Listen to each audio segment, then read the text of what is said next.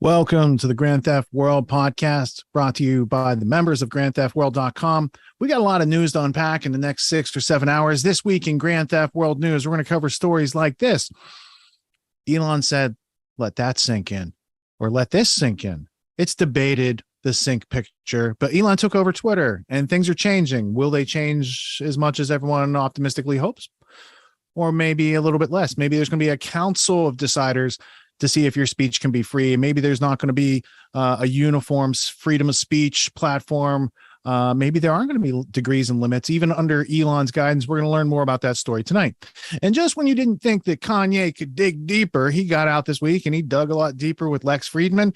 We're going to take a look at what he actually said, what he's referring to, and what other people said about what they said that makes so much drama over the situation that Adidas dropped him and he got escorted out of Skechers this past week. So there's a lot going on in the freedom of speech front. And it's nice of Ye to take some of that media spotlight off the $2.75 trillion Alex Jones decision.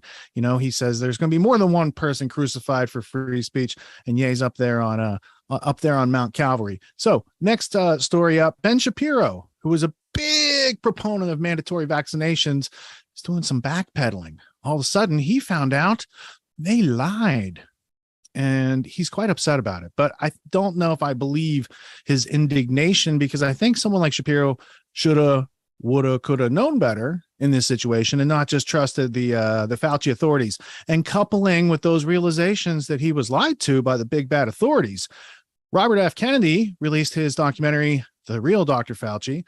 It's 4 hours and not a moment wasted. There's many different topics covered. It doesn't just deal with COVID. It goes all the way back into the 1980s and up through the early 2000s with the bioweapons research after the anthrax attacks. So it's a really well-documented, pun intended, treatment of Bobby Kennedy Jr.'s book, The Real Dr. Fauci. We're going to take a look at a serious chunk of that movie tonight in the intermission. But before we can get to that, we have to celebrate the fact that after doing 4 hours of interviews here on Grand Theft World, Whitney Webb made it to the Patrick Bet David podcast this past week, and a platform that legitimately gets millions of views. So the Epstein saga, the super mob that she's describing in her books, is now reaching a wider audience. And I think it's good to celebrate any of our colleagues having a piece of this message getting out there to a wider audience. It's a very important time in history. So we'll take a look at that. We also got to see what the future of cybernetics looks like. You know, Elon Musk talks about brain implants and brain chips, and Klaus Schwab talks about brain chips and implants.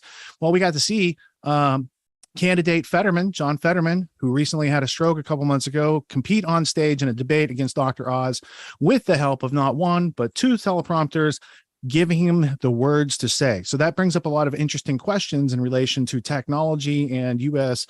Political representatives. Should your representative be guiding you and leading his area based on words on screen that somebody else is typing in, or better yet, that's coming from AI software? Where's the slippery slope in this, and how long does direct representation go on without cybernetics in between? So we're going to take a look at that story. Winding it up, there's a story recently today, tragically, Paul Pelosi was attacked by a man in his house with a hammer. There's a lot of questions. What kind of hammer? What was the guy doing in your house? There's a whole lot of questions about that story. We'll break into it tonight. And then last but not least, Connor Boyack is going to be our guest, author of the Tuttle Twins series of books, and a whole lot more. We're going to learn about entrepreneurism. We're going to learn about family. We're going to learn about ethics and things that people need to learn that aren't being taught or reinforced by our society. And that presents opportunities to entrepreneurs like Connor. So it's a really fascinating conversation that we're going to have on that topic. So before we can get to all that, let's kick it off with this week's report from Luke Rudowski at wearechange.org and thebestpoliticalshirts.com. Let's go to his earlier today, Sunday wrap-up report.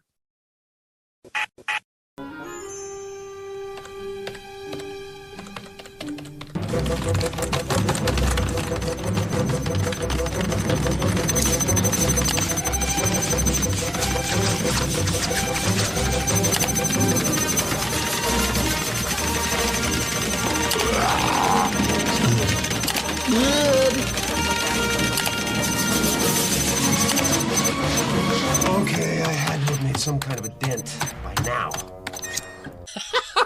Poor guy, he's going to be there all day. Does he know how many people were censored for political speech?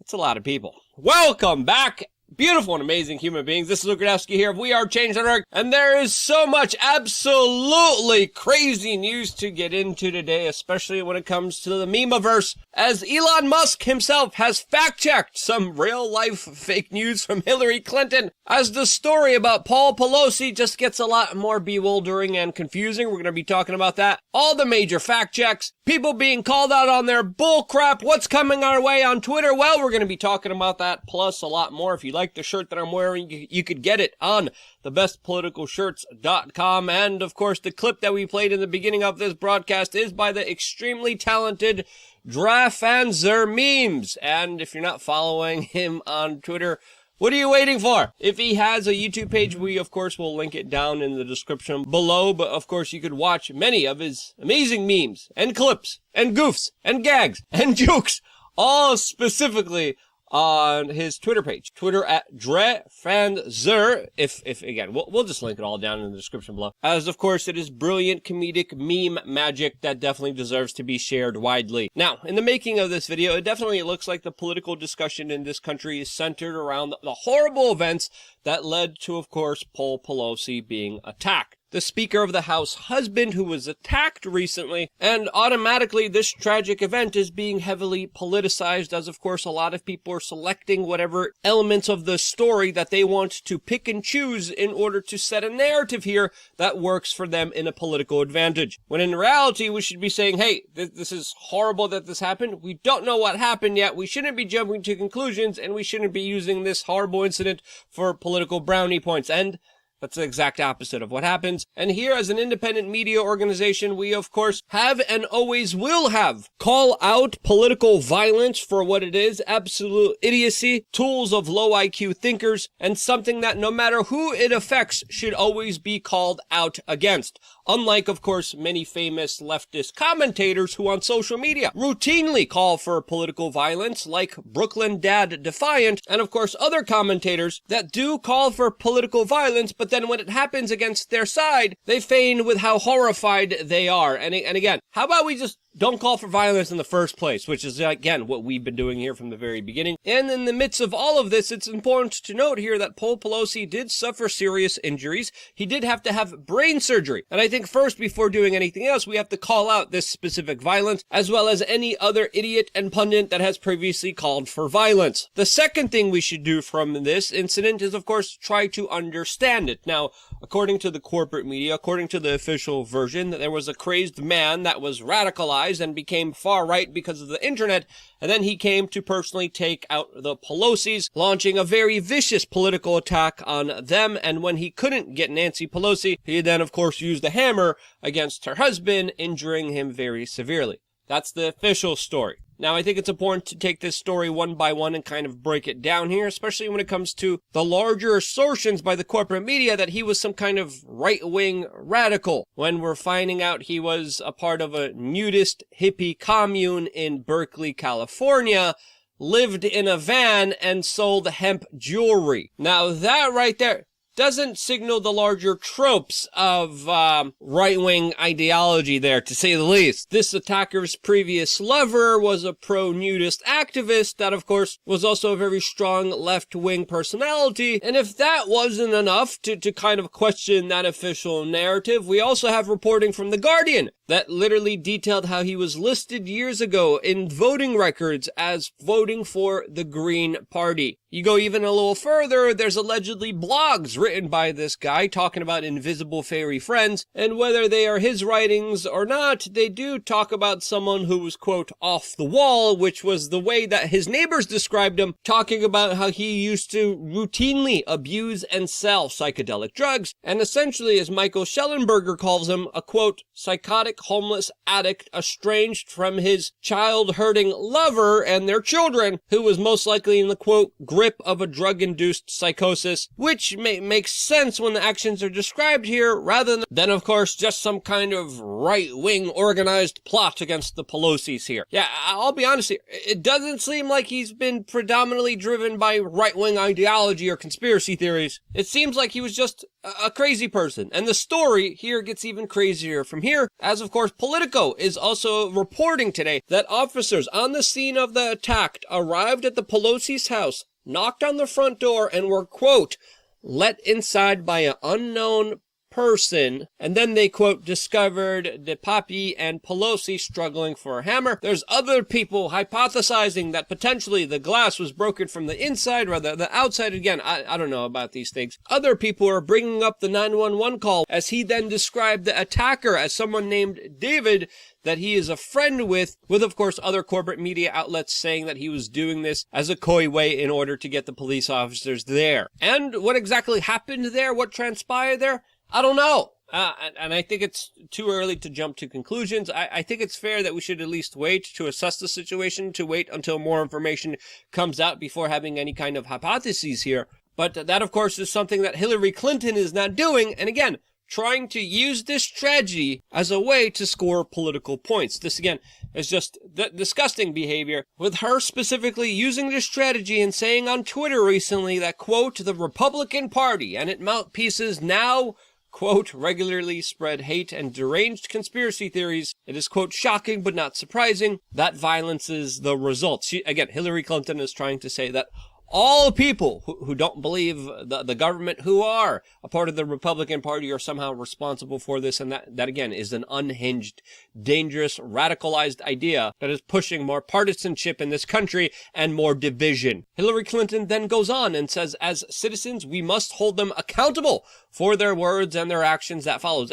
Again, Hillary Clinton is now hinting at the fact that people need to be punished for being a part of the Republican Party. People need to be punished for being conspiracy theorists and not believing the government 100% of the time. And that right there is deranged thinking. This is the same Hillary Clinton that just a couple days ago told the internet that right-wing extremists already have plans to seal the next election in 2024. And as her language becomes more hyperbolic, more unchecked, more radicalized, it's also important to note here that very few people are able to call her out in the establishment, as of course a lot of the people usually stay silent on it or cheer on her crazed messages, except for today, when Elon Musk officially responded to this particular tweet by Hillary Clinton saying, quote, there is a tiny possibility there might be more to this story than meets the eye, specifically highlighting a tweet talking about the potential of an alternative theory of what happened to Paul Pelosi here, saying that this could have been a cover-up for something that could have been happening intimately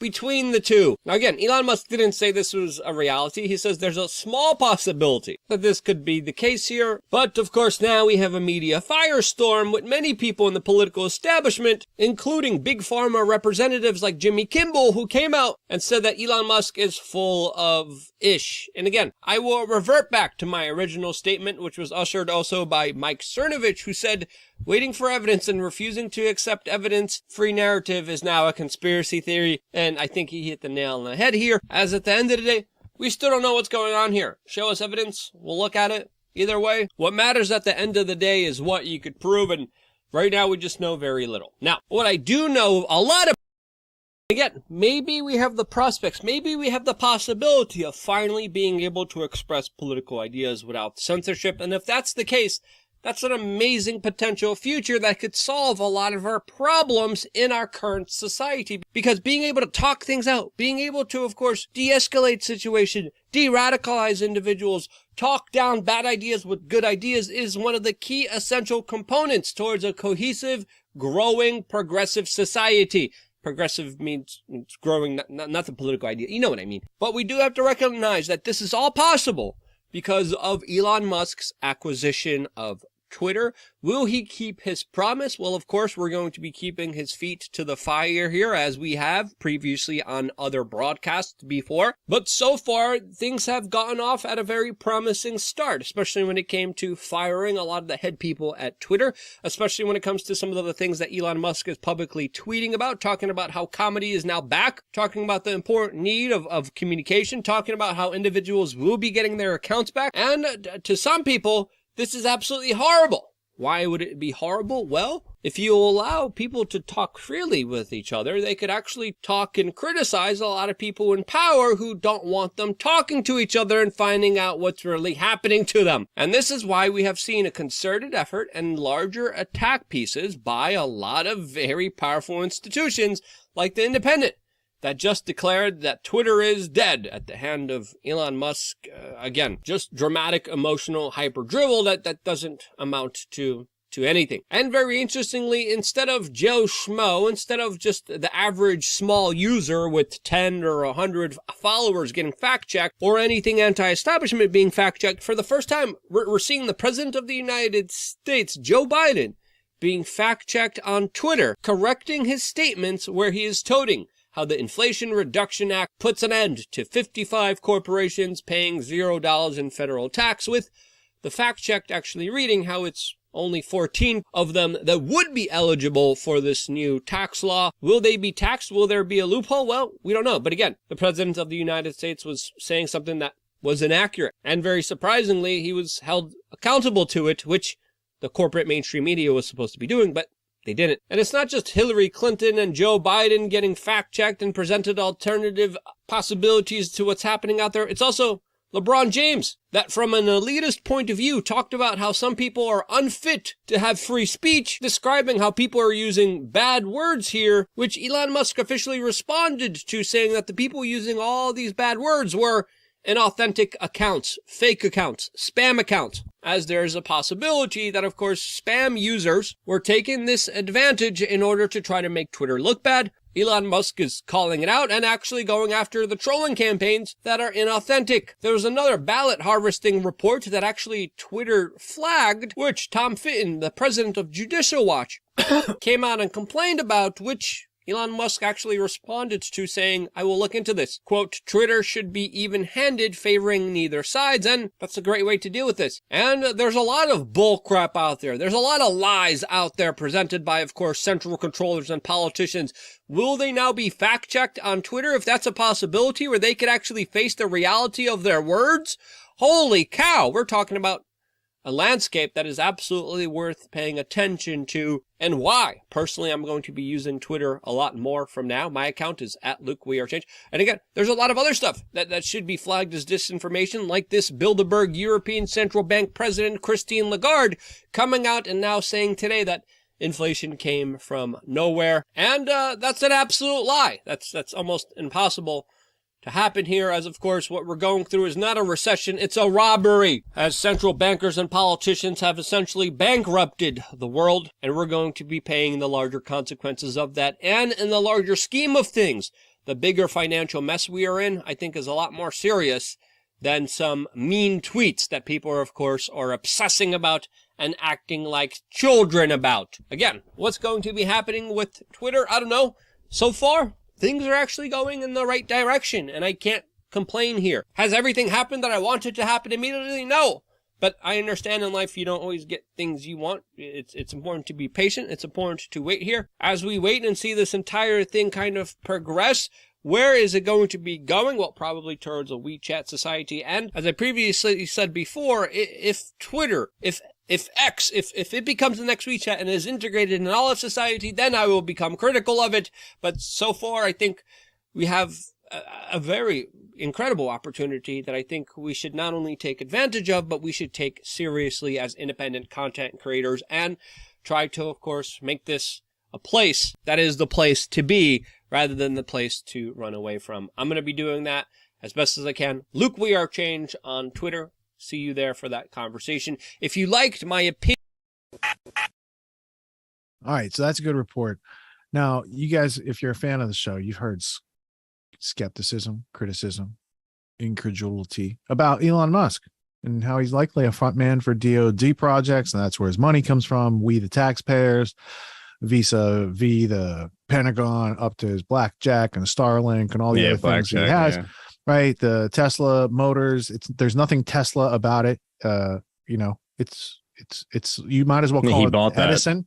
Right. Yeah, you should call it Edison. We didn't, yeah, it's really you're driving a Musk, but he calls it a Tesla for marketing. He used government money for that. He used government money for solar. He used government money for SpaceX or whatever his like rocket ships that land on their own rocket pad and stuff. Like those aren't profitable ventures. He's got help. From on high, he has help. So I'm also we did. Skeptical. I think Greg Reese a couple of months ago did a good expose on him, and we might want to play that again at some point, just to sort of give context to like, his father being a gem dealer, very abusive in the childhood, like them making tons of money, but him lying about his humble origins and sort of weird relationship with his ex-girlfriend. And and then on top of that, weird string of ex-girlfriends to put his one of Peter, Amber Heard is like weird, Grimes. tenuous situation with PayPal. Peter Thiel seems like he was sort of pushed out, or he assumed that he was part of ownership. It was a very weird something.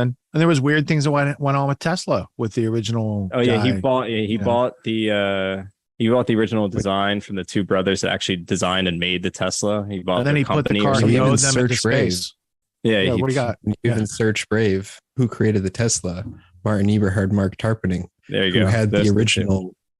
He had the rights to the very first one, and now that is the Tesla that's supposedly in outer orbit. It's a lot easier. He was supposed to give Musk. it to one of those individuals. Yep, like he was supposed to get the first one off the line. So it's really a semantic argument. The other guy's name's too hard to say. Elon Musk is just like more marketing savvy.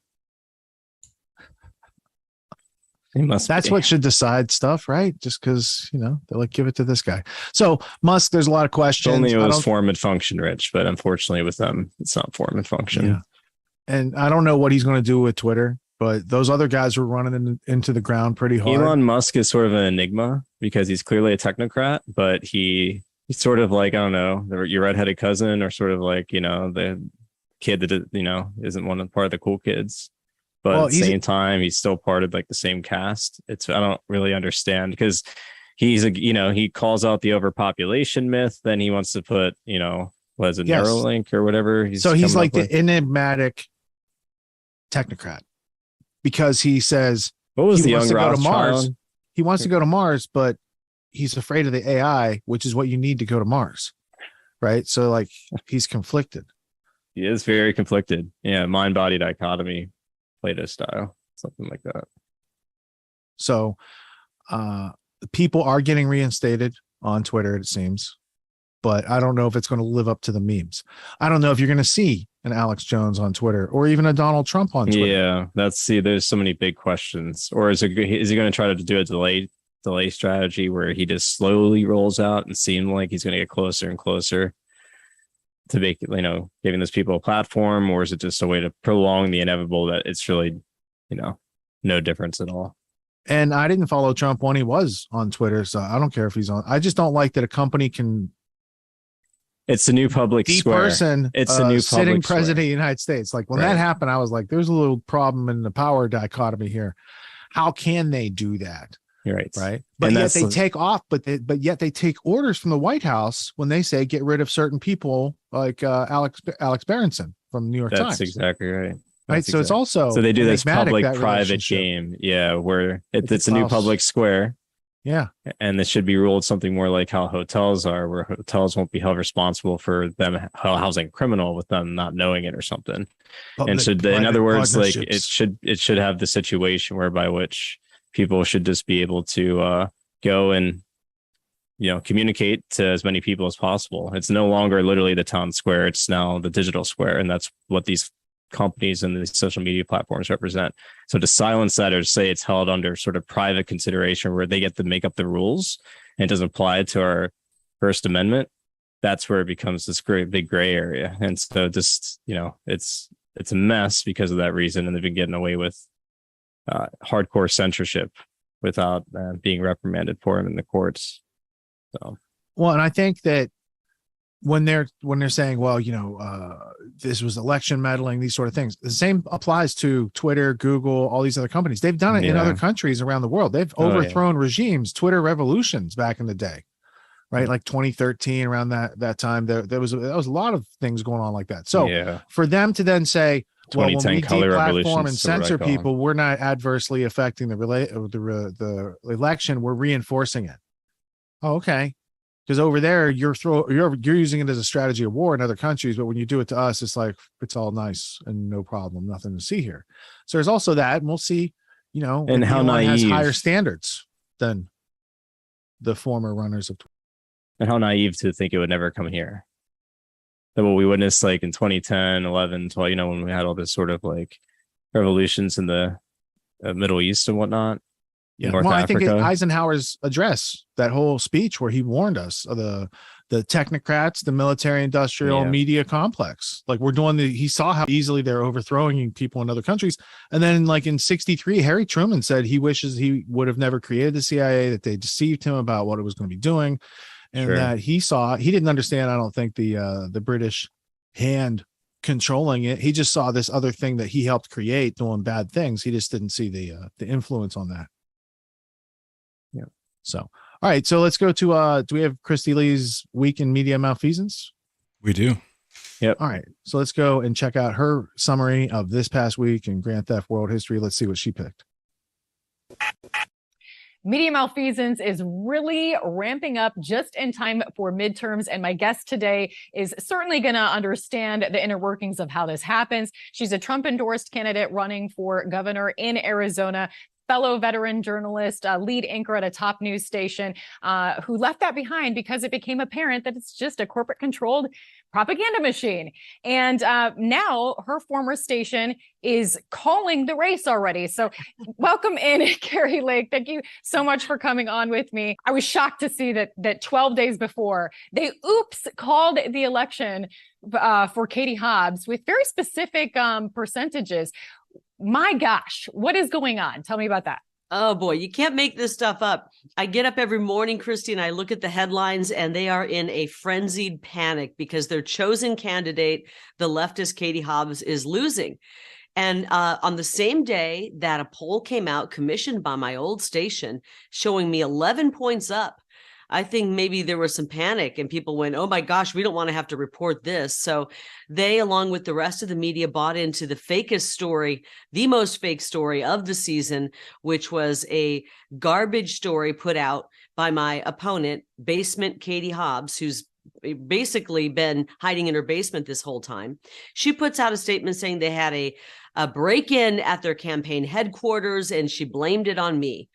And what did the media do? They ran with it. And my old station went so far as to protect even the criminal in this case. They blurred the criminal because there is a picture of the thief, and they blurred him to protect him. Then they took the truly fake, phony story that my opponent was pushing, the defamatory statements that she was pushing, blaming me of being a criminal, basically, and they ran with that. And then when I called them out on it yesterday in a press conference, lo and behold, about an hour later, up on their screen pops up the election results where they show Katie Hobbs winning with the red check mark. I mean, this is really out of control. The entire media is trying to influence this election. They know they're in a panic. They know they're losing, and they know that we, the people, are winning, and they're in a panic about it. There's a few thoughts that I have right off the bat with that. One, they, of course, blame this on the Associated Press, which is even worse. And two, why do these mistakes always seem to favor, like, why wasn't it, oh, oops, we called it for Kari Lake? Like, shocking, right? Like, the mistake was on their side again. And three, you and I have both worked in media for a long time. Like, how in the world does this happen with supers and graphics pre-made? Like, how would that just oops happen? None of it makes sense when you understand how all this works. Yeah, we see this happening occasionally, and you're right, it always favors the Democrat. I mean, but you and I know that the corporate media is filled with 90%, maybe 95% people who are Democrats or even far leftists. And so, when these kind of things happen, when they're making up their little mock numbers, they always tend to favor the Democrat. Isn't that interesting? Isn't that coincidental? Wow. But, we're on to it. And whether it's carelessness, human error, they sure are okay with human error and carelessness in their field. But any other field where there's human error, they want the person fired. I mean, look at police officers. When they make a human error, a life decision that will protect their life, and they make a mistake, the media is the first to call them out. They're making split-second decisions, life or death decisions, and occasionally they make a human error because they are human beings protecting us. And the media is the first to call them out, fire them. They protest. They call them every name in the book. They harass them. They show up at their homes. They tear that officer down. But when they make a mistake, oh, oops, it's just a mistake. It's yeah, terrible. absolutely. And of course, I mean, one of the reasons I left the media as it is today is because of all these buzzwords. I'm like, why are there all these adjectives in my scripts all of a sudden? Why can't we just say what's happening? And we're certainly seeing them with you constantly with the election denier. You've done a great job at showing that they themselves have denied elections. I mean, my gosh, Hillary Clinton's now preemptively denying the 2024 election. I mean, it's just insane. But the thing that they do with that as well is whenever they talk about election integrity, they use also buzzwords like falsely claims or unfounded or without evidence. Did they do that with the whole accusation of Katie Hobbs saying that you were involved in some way of the burglary of her HQ? Did they use any words like unfounded, without evidence, or falsely claims? Nope. They just took a bogus story. And I'm telling you, if you had half a brain in your head, you would see what she put out and you would say, this is bogus. And what they should have done is they should have marched over to Katie Hobbs' office if they knew where it was. I mean, it must be in a basement somewhere. They should have marched over to the Democrat Party's office and said, come on, guys, really hold up the statement. Say, really, this is information. Show us evidence. They skipped that very important first step. That's called basic journalism 101. They skipped that step. They ran with it. They take their marching orders from the Democrat Party. They were in a panic, all of them going, oh my gosh, we need another story to cover because we don't want to cover the fact that Kari Lake is surging in the polls. We've got to have another story. We got to have a story that actually hurts Kari Lake. And so that's what they did. I'm actually glad this is happening because we're going to win. I truly believe that. We're drawing crowds of hundreds and thousands. She can't draw 10 supporters. And there's a movement afoot. And it's not about me. It's not about me. It's we the people. And they're tired of what's happening in their government. And so I'm glad this is happening because we're going to win and we are showing people what's really happening in the media. You talked about the election denier buzzword. It's really a slanderous word that they're trying to hurt us with again. And it was so beautiful after I called the media out on that. The next day or 2 days later, you're right, Hillary Clinton came out and started stoking fear about the 2024 election. You can't make it up. It's too perfect. They are the ultimate election deniers, if they want to use a phrase like that. But the real true story is we should be able to question our elections. We should be able to question our government. I will continue to question those things until we have complete, fair, honest, and transparent elections. I'm tired of seeing people on both sides have to do this, have to point out that there are problems, and it's not impossible to fix this. It's not impossible to have great, well-run elections run by competent people that are honest and transparent. We're going to do that here in Arizona when I'm governor, and then we won't have to have anybody from any party worried about our elections. But we should always be able to question I want to talk about that a little bit more, but I do want to give you an opportunity to respond to the rebuttal of when you are able to show the evidence that there's actually Democrats that have been denying elections for years. Well, they say, oh, well, no, it's different because we're talking about suppression and Russian propaganda. So that's different. What is your response to that? Voter suppression is what they were doing yesterday when they put that bogus story out. You know, it's ridiculous. And they're disenfranchising voters. They always accuse us of that. Yet they won't cover the Democrat who came out in Florida and said, I'm going to show you how they've been harvesting ballots and disenfranchising Black voters in Florida for years. She laid it all out for them. Have they covered that? Has the corporate media covered that? They only cover one track, and it's the track that hurts Republicans and hurts conservatives. Most importantly, hurts America First conservatives. And it's just outrageous. I'm so tired of it, but I will continue to push back until we get fair, honest, and transparent elections. You know, it's interesting because we know that Twitter is extremely biased and how they've treated conservatives and shadow ban them, et cetera. But when you look at every time that Katie Hobbs puts something out there, all you have to do is look at a comment and it's floods of people mocking her for not debating you, just so much predominantly against Katie on her own posts.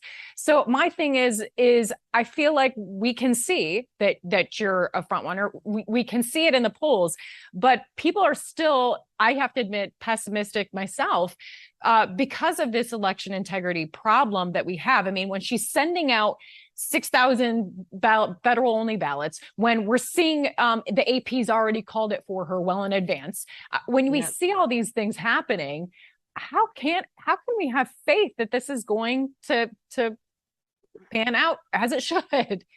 The will of the voters. So basically, can we trust our elections? Yes. I feel the same way. I'm very worried. We have an incompetent Secretary of State, and that would be if it was just purely incompetence. I hope there's not intentional maladministration. That could be at play as well. She's completely incompetent. She's running in the election, and she's yet running the elections. We saw that she gave terrible advice during the primary, where they ran out of Republican-only ballots 1 hour into Election Day back on August 2nd. Mm-hmm. Go ahead It does give me great concern. I'm sure that was accidental. They didn't print enough ballots. Come on.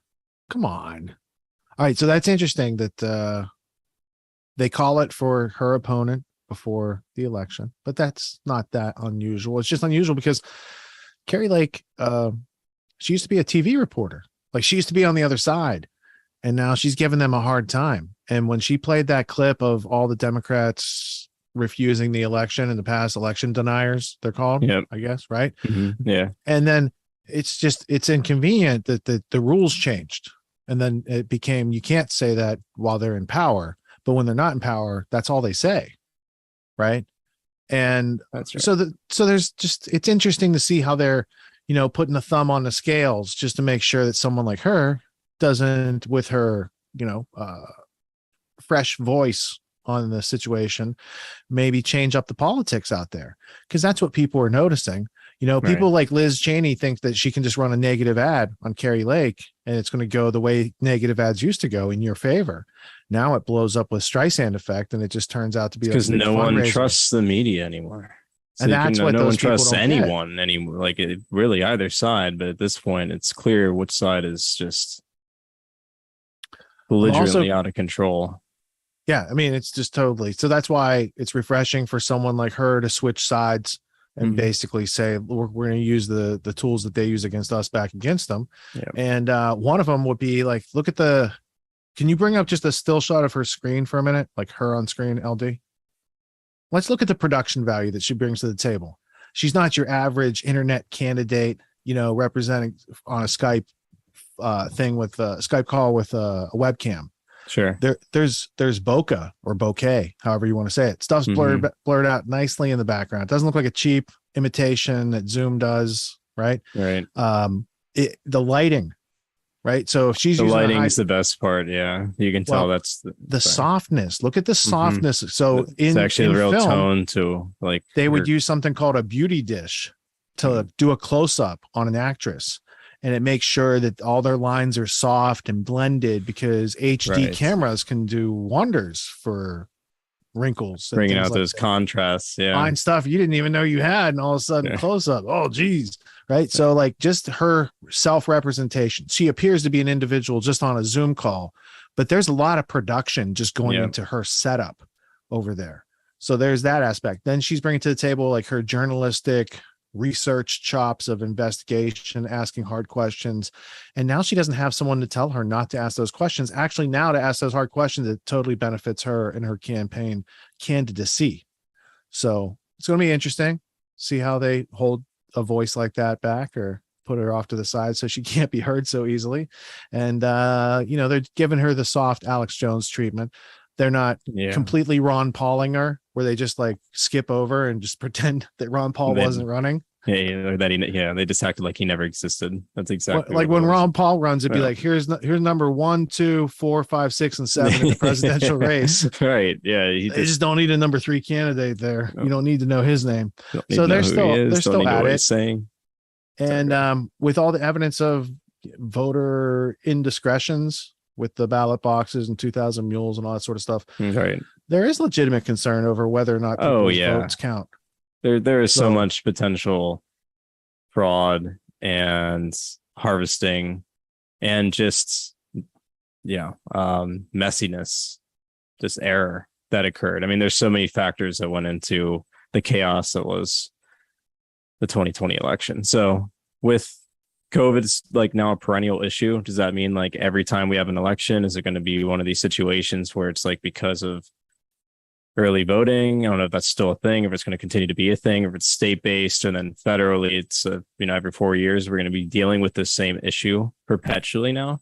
Not to mention the Dominion Fauci's October voting surprise. boxes. Just when you thought you were out, they pulled you back in.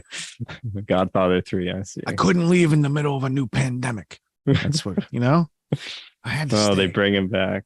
They bring him back. I wonder what sort of deals get cut when you can just start buying your own variants for political purposes. Yeah. Game of leverage. It's all Machiavelli the Prince.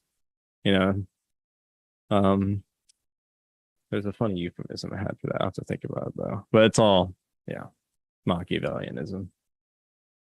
All right. So in this next section, moving on from the Kerry Lake political. Oh, that's political opportunism. That's what you call it. Come on. I mean, political opportunism. That's the euphemism I have for Machiavelli's the Prince. How else are you going to compete with the Kerry science Lake? of leverage? Wait, what Machiavelli brought to the table, real quick, is to give opponents of people like Kerry Lake the chance to beat someone like Kerry Lake. Like, you don't need ethics, morality, and integrity and speak truth to power and represent the people. Right. You could just throw, cast some aspersions on that person and say, oh, well, she was responsible for the break-in at our bullshit political center.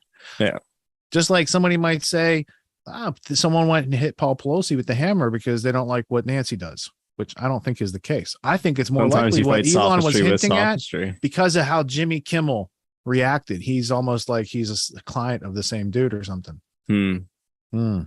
Methinks he doth protest too much. That's what I think. All right. Boy. Let's go to the bottom of the Ukraine-Russia section, LD. Let's hit this Russell Brand, because, we have talked smack on Zelensky and the whole puppet regime over there using the Ukrainian people as a prophylactic to fuck with Russia. Now, I guess Russell Brand saw that there's another side to the NATO. It's like a double-ended thing or something. Jesus. Let's go to Russell Brand and his analysis of NATO and the Anglo-American military-industrial complex. He's the comedian, by the way, Russell Brand. Even though we're definitely not in a proxy war, the US want to pass wartime powers in order to help the people of Ukraine more efficiently. Definitely not to sell more weapons unchecked or anything. It's like lube. Hello there, you 6 million awakening wonders. Thank you for joining me on this voyage towards truth. We've got a fantastic story for you today, but if you want to see these stories unedited and uncensored, join me every day on Rumble at these times. We put the video up there and it stays up there in all its filthy glory, with all its uncensored truth, with experts that wouldn't be able to speak anywhere else. Join us there every day, and remember, the whole video is up there on Rumble. 5 new episodes every week, completely free. There's a link in the description. Now, let's get into today's story. Jeffrey Sachs is in trouble again for talking about the Nord Stream 2 gas pipeline and who could have sabotaged it. Meanwhile, bipartisan representatives in US Congress are trying to amend a bill so the American military-industrial complex can sell as many weapons to Ukraine, even more than they need, completely unchecked. Is this war being used as a commercial exercise? Was it always a commercial exercise? Let me know in the comments. Let me know in the chat. Let's have a look at Jeffrey Sachs. And one more point I want to make about democracy, because we're in a democracy forum where we treat democracy as the good. The most violent country in the world in the 19th century, by far, was perhaps the most democratic or second most democratic, and that was Britain. You can be democratic at home and ruthlessly imperial abroad. The most violent country in the world since 1950 has been the United States. It's been by far involved Jeffrey, in stop now. I like Jeffrey. Everywhere he goes, they shut him down eventually. I would like a cafe latte, and I'd like a little bit of cinnamon. Wait a second now. Why invite Jeffrey Sachs to the Global Democracy Forum or whatever it is if you only want him to say stuff that you already agree with? Doubtlessly, the American military-industrial complex has had an evident and obvious influence on American foreign policy. If you look at the Afghanistan war, if you look at the Vietnam War, the Korean War, if you look at American military campaigns and try to somehow align them with the interests of, say, ordinary American people, I'm sure you would find some tension there. Well, thank God we went to Vietnam. Now we've got noodles at a price that's right. Thank God we bombed Afghanistan because now we can... The most violent country in the world since 1950 has been the United States. He raises an interesting point, and you know me, I'm British as all hell, and I have to admit that Britain was the forerunner of this kind of imperialism and colonialism, and I would add, of course, that how America has adjusted that model is it isn't all flags anymore, it's the logo. The logo of the corporation has replaced the nationalistic flag-based project. It's concealed now. That's why when I had a conversation with Jocko Willink, he was able to say that there isn't an evident project of American expansionism because now it's done by Halliburton or BlackRock or concealed energy interests. Would you agree? Let me know in the comments. Let me know in the chat if you think the American military is used to meet the agenda of corporate interests or if it's generally and genuinely helping American people. Let me know in the chat. Jeffrey, stop now. Let's Jeffrey, I'm Jeffrey, I'm your moderator. Jeffrey, I'm your mother, and I'm telling you, I smell booze on your breath. Have you got an erection? And it's enough. Okay, I'm done. People love Jeffrey, don't they? I love Jeffrey. I'd not heard of Jeffrey 2 weeks ago. Now I actually love him. A lot of the love is based on this. It's quite a statement as well. When Jeffrey Sachs says democracy at home, imperialism abroad, I do wonder what he means. Does he mean the appearance of freedom, the ability to buy stuff, to sort of be free to walk down the street? Because if you think about it literally, did any of you vote for the war in Afghanistan? Did any of you vote for any of the American military-industrial complex benefiting projects that have been in perpetual motion since about 1950 or something, as far as I remember? What I would suggest is there's the appearance of democracy in so much as we get to vote once in a while. Who knows how those elections will go, though, kids? Who's counting those votes? And abroad, there is brutality and tyranny. It's pretty clear, but I would extend that to a lack of democracy domestically also. Now, what we're seeing with this new proposed bill is to deregulate the military-industrial complex in much the same way we saw the financial industry deregulated in the 80s and 90s, and we all know that that ultimately led to the financial irresponsibility that led to the 2008 crash, where unregulated companies and organisations could trade and bundle in ways that were hugely irresponsible, that they knew would crash the economy, but they knew that they would get away with it because the problem is too bad to ultimately deal with.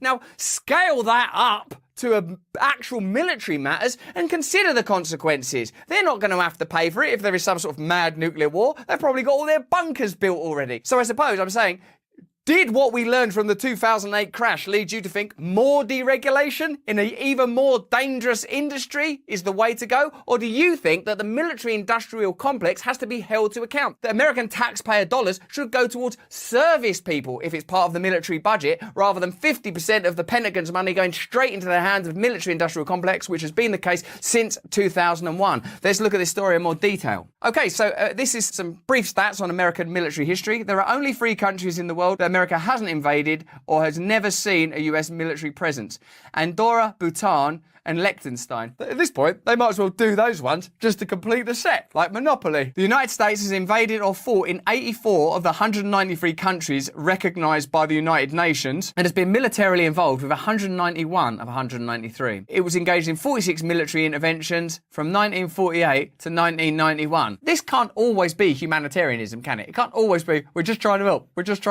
46 times, because surely by now the help has been administered. This is from Common Dreams and helps us to understand the current conflict between Russia and Ukraine and how that could possibly intersect with US military-industrial complex incentives. As Russia's attack on Ukraine drags on, the world is dealing with a lot of uncertainty at every stage. Predictions about the war have done poorly when met with the cold, hard reality of modern conflict.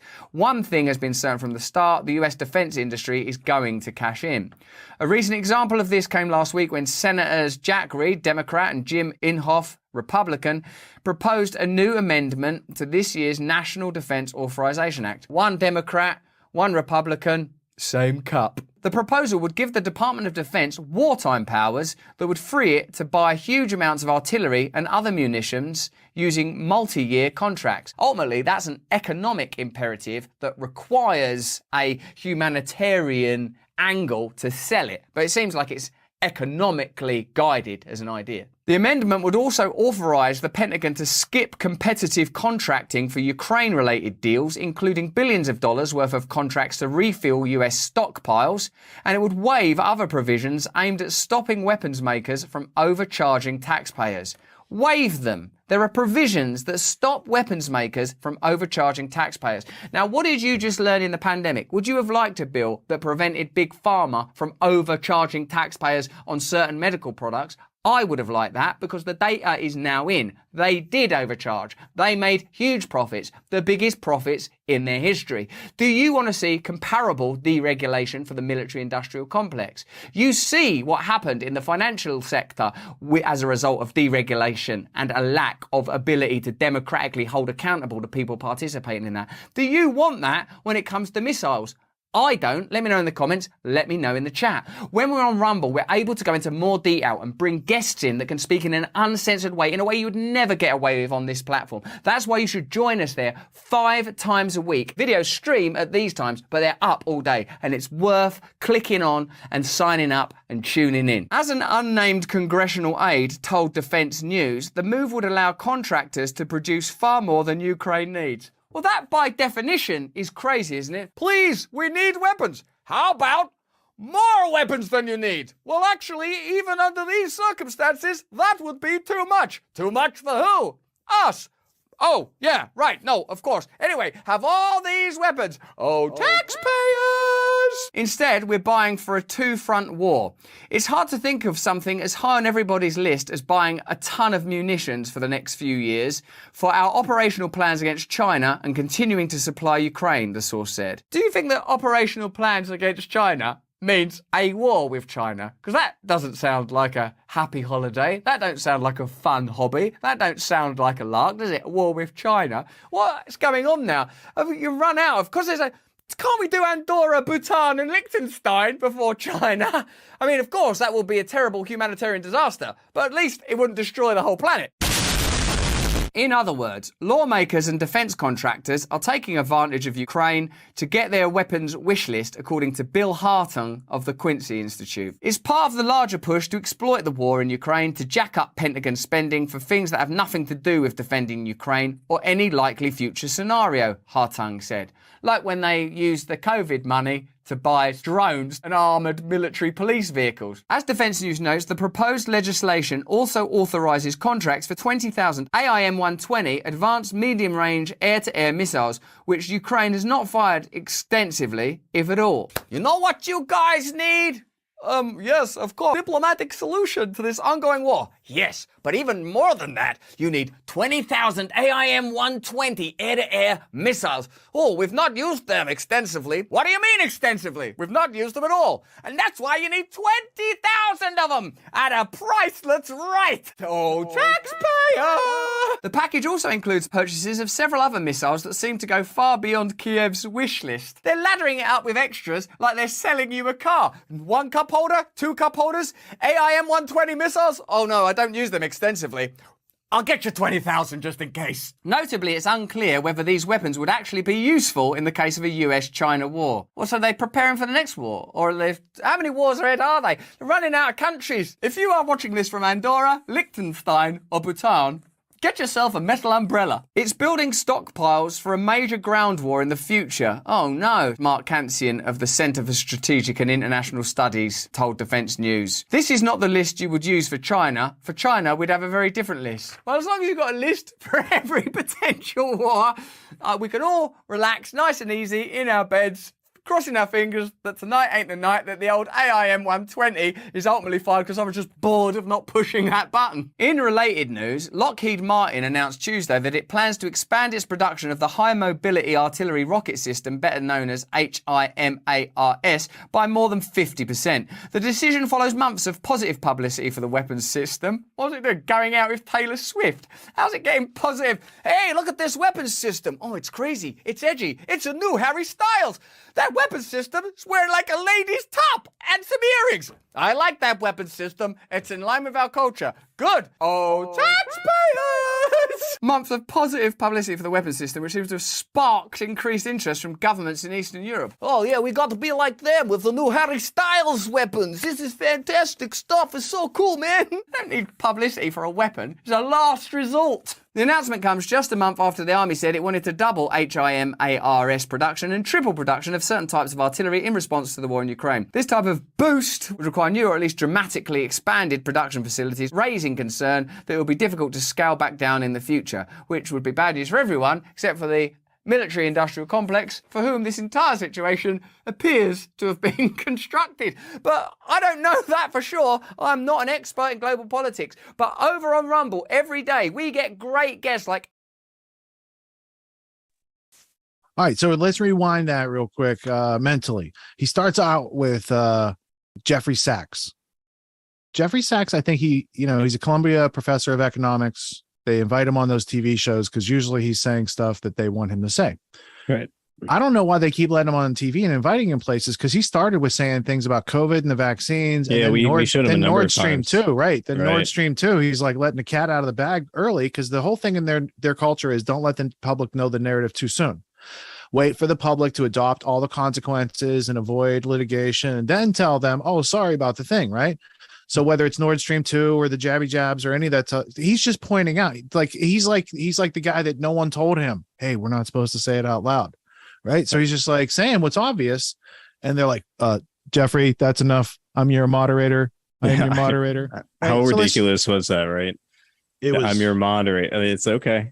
I mean, he's sitting there spouting truth, talking about British imperialism in the 19th century, ridiculous and then 20th century. I mean, it's just I want to send that moderator the Anarchy, the 4-book series by William Dalrymple.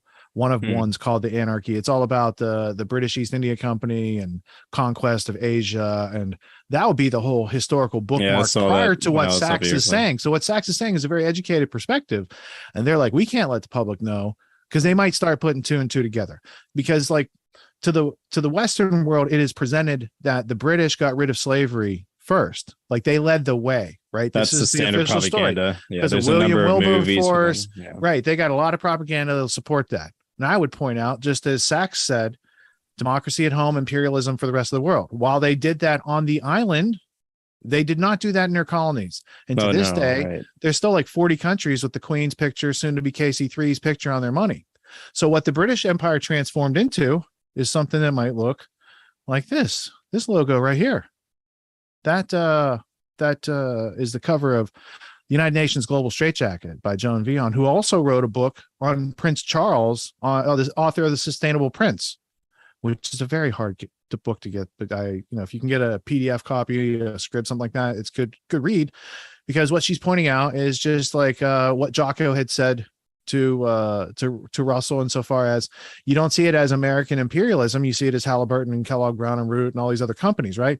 But it's also British aerospace and BAE, like BAE is their big military defense contractor, right? So it's not just Lockheed and Raytheon and Northrop Grumman and these American companies. There's also the British counterpart companies that have been British supplying and Syria French and Egypt French, and all these different countries with arms for a long time. Sure. So then the topic turns to American imperialism, and these are some of the definitive books on it. Here's America's Deadliest Export, right, by William Bloom.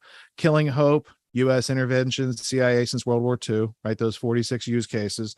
These are probably the references that article uses, because he's the definitive writer. CIA, Forgotten History, and then Rogue State, A Guide to the World's Only Superpower. Now, I do have an hour-long interview with William Bloom that I have not released, and he passed away probably a year or two afterwards. He was sick when we interviewed him, so it's good that we had the conversation at that time.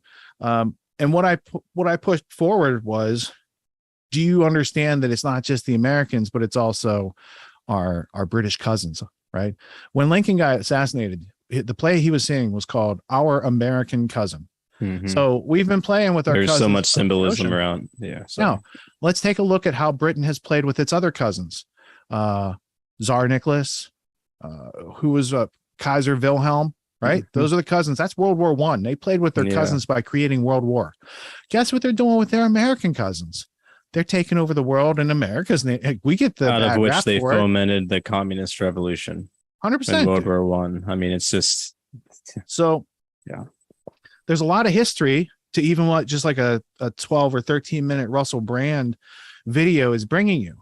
But then I thought, beyond the book recommendations, I mean, these are solid book recommendations, and he's a very good writer. He's not going to tell you about the Anglo-American establishment, but he'll tell you about the American counterpart in all these operations, the new great game, as it's been coined, because the British played the great game with their old cousins, killed them off, and then they started playing the new great game with the American cousins in the 1940s and 50s, which became a military-industrial technocratic complex. Exactly. In the 1950s onwards, we just became essentially the military branch of the British Empire.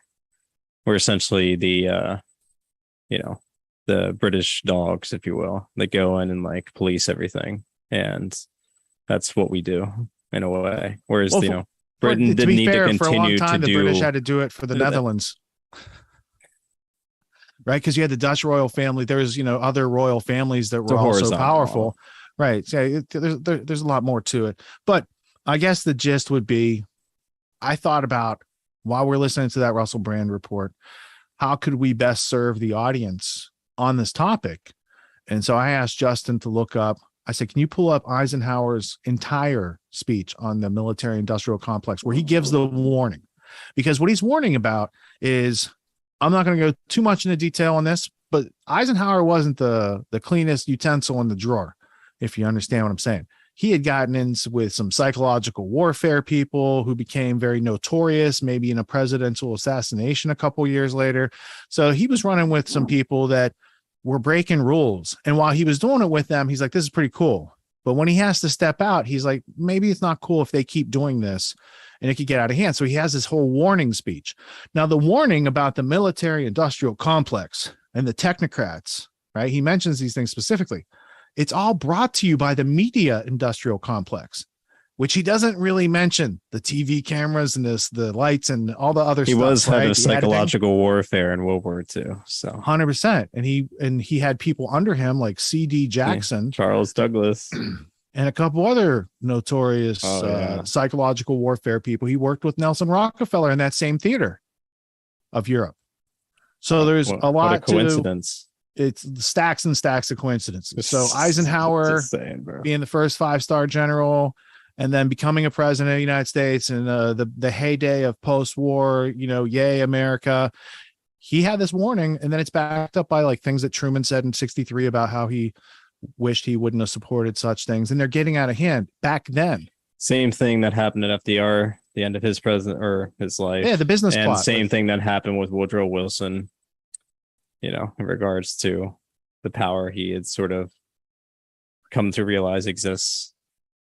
Yeah, because I guess Woodrow Wilson's handler was Colonel House, who wrote a book called Philip Drew, Administrator, which was about basically globalism's bureaucratic setup where you would have this kind of technocracy. And by the time that Eisenhower gives this address, he's basically saying those things have come to pass, and here's a warning.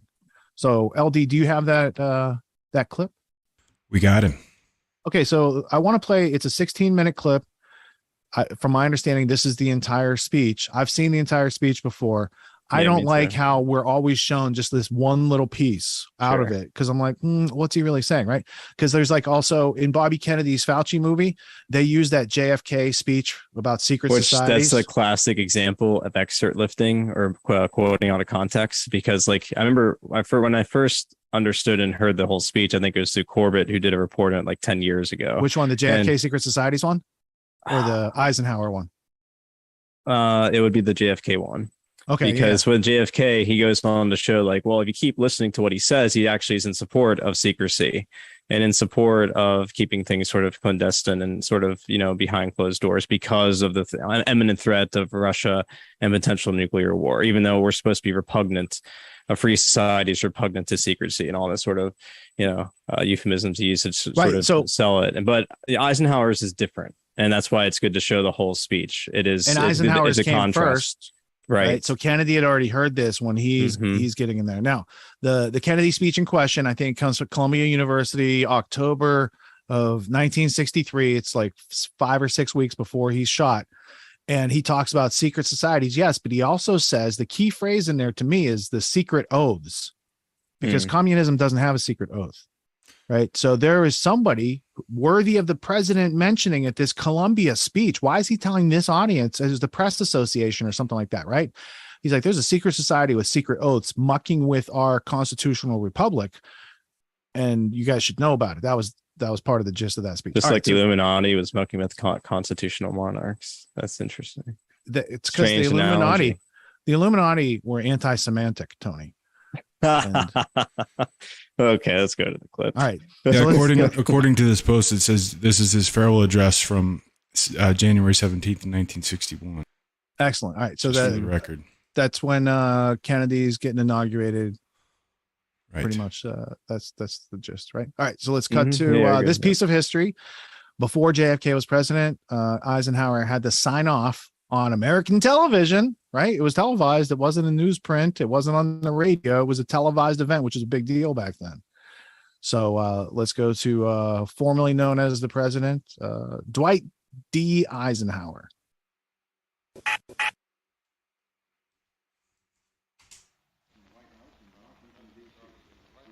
From the White House in the office of the President of the United States, we present an address by Dwight D. Eisenhower. This is the farewell address for President Eisenhower, whose 8 years as chief executive come to an end at noon Friday. Mr. Eisenhower has chosen this time for his final speech.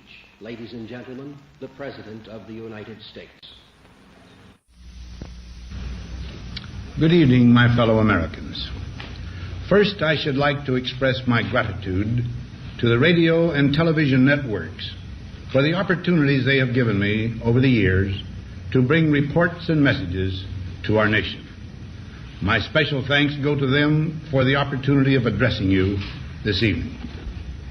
3 days from now, after half a century in the service of our country, I shall lay down the responsibilities of office as, in traditional and solemn ceremony, the authority of the presidency is vested in my successor. This evening, I come to you with a message of leave-taking and farewell, and to share a few final thoughts with you, my countrymen. Like every other citizen, I wish the new president and all who will labor with him Godspeed. I pray that the coming years will be blessed with peace and prosperity for all. Our people expect their president and the Congress to find essential agreement on issues of great moment, the wise resolution of which will better shape the future of the nation. My own relations with the Congress, which began on a remote and tenuous basis when long ago a member of the Senate appointed me to West Point, have since ranged to the intimate during the war and immediate post-war period, and finally to the mutually interdependent during these past 8 years. In this final relationship, the Congress and the administration have, on most vital issues, cooperated well to serve the nation good rather than mere partisanship, and so have assured that the business of the nation should go forward.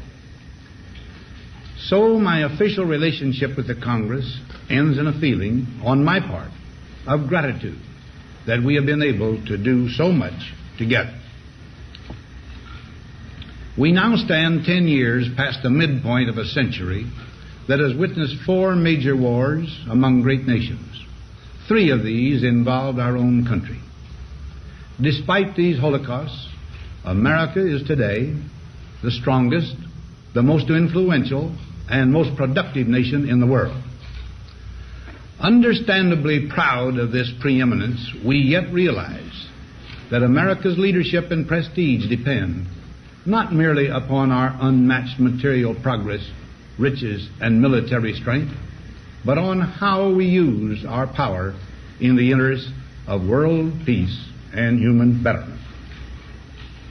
Throughout America's adventure in free government, our basic purposes have been to keep the peace, to foster progress in human achievement, and to enhance liberty, dignity, and integrity among peoples and among nations. To strive for less would be unworthy of a free and religious people.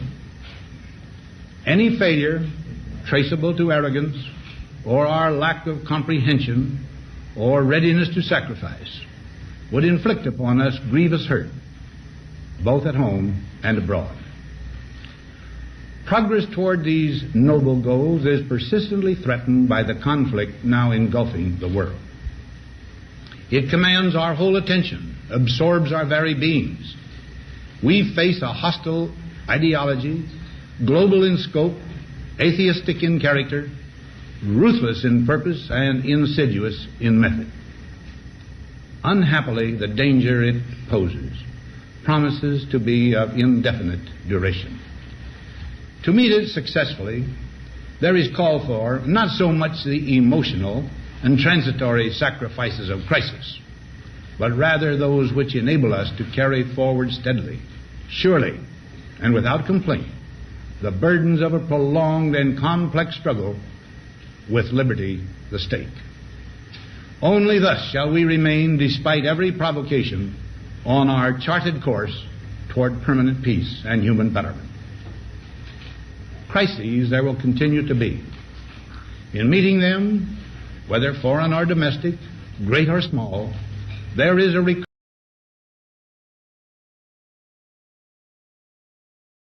recurring temptation to feel that some spectacular and costly action could become the miraculous solution to all current difficulties. A huge increase in newer elements of our defenses, development of unrealistic programs to cure every ill in agriculture, a dramatic expansion in basic and applied research. These and many other possibilities, each possibly promising in itself, may be suggested as the only way to the road we wish to travel. But each proposal must be weighed in the light of a broader consideration, the need to maintain balance in and among national programs. Balance between the private and the public economy. Balance between the cost and hoped for advantages. Balance between the clearly necessary and the comfortably desirable. Balance between our essential requirements as a nation and the duties imposed by the nation upon the individual. Balance between actions of the moment and the national welfare of the future. Good judgment seeks balance and progress. Lack of it eventually finds imbalance and frustration. The record of many decades stands as proof that our people and their government have, in the main, understood these truths and have responded to them well in the face of threat and stress. But threats, new in kind or degree, constantly arise. Of these I mention two only. A vital element in keeping the peace is our military establishment. Our arms must be mighty, ready for instant action, so that no potential aggressor may be tempted to risk his own. Our military organization today bears little relation to that known of any of my predecessors in peacetime, or indeed by the fighting men of World War II or Korea. Until the latest of our world conflicts, the United States had no armaments industry. American makers of plowshares could, with time and as required, make swords as well. But we can no longer risk emergency improvisation of national defense. We have been compelled to create a permanent armaments industry of vast proportions. Added to this, 3.5 million men and women are directly engaged in the defense establishment. We annually spend on military security alone more than the net income of all United States corporations. Now, this conjunction of an immense military establishment and a large arms industry is new in the American experience. The total influence, economic, political, even spiritual, is felt in every city, every state house, every office of the federal government. We recognize the imperative need for this development. Yet we must not fail to comprehend its grave implications. Our toil, resources, and livelihood are all involved. So is the very structure of our society. In the councils of government, we must guard against the acquisition of unwarranted influence, whether sought or unsought, by the military-industrial complex. The potential for the disastrous rise of misplaced power exists and will persist. We must never let the weight of this combination endanger our liberties or democratic processes. We should take nothing for granted. Only an alert and knowledgeable citizenry can compel the proper meshing of the huge industrial and military machinery of defense with our peaceful methods and goals, so that security and liberty may prosper together. Akin to and largely responsible for the sweeping changes in our industrial military posture has been the technological revolution during recent decades. In this revolution, research has become central. It also becomes more formalized, complex, and costly. A steadily increasing share is conducted for, by, or at the direction of the federal government. Today, the solitary inventor, tinkering in his shop, has been overshadowed by task forces of scientists in laboratories and testing fields. In the same fashion, the free university, historically the fountainhead of free ideas and scientific discovery, has experienced a revolution in the conduct of research. Partly because of the huge costs involved, a government contract becomes virtually a substitute for intellectual curiosity.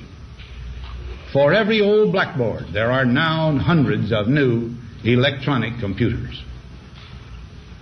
The prospect of domination of the nation's scholars by federal employment, project allocations, and the power of money is ever present and is gravely to be regarded.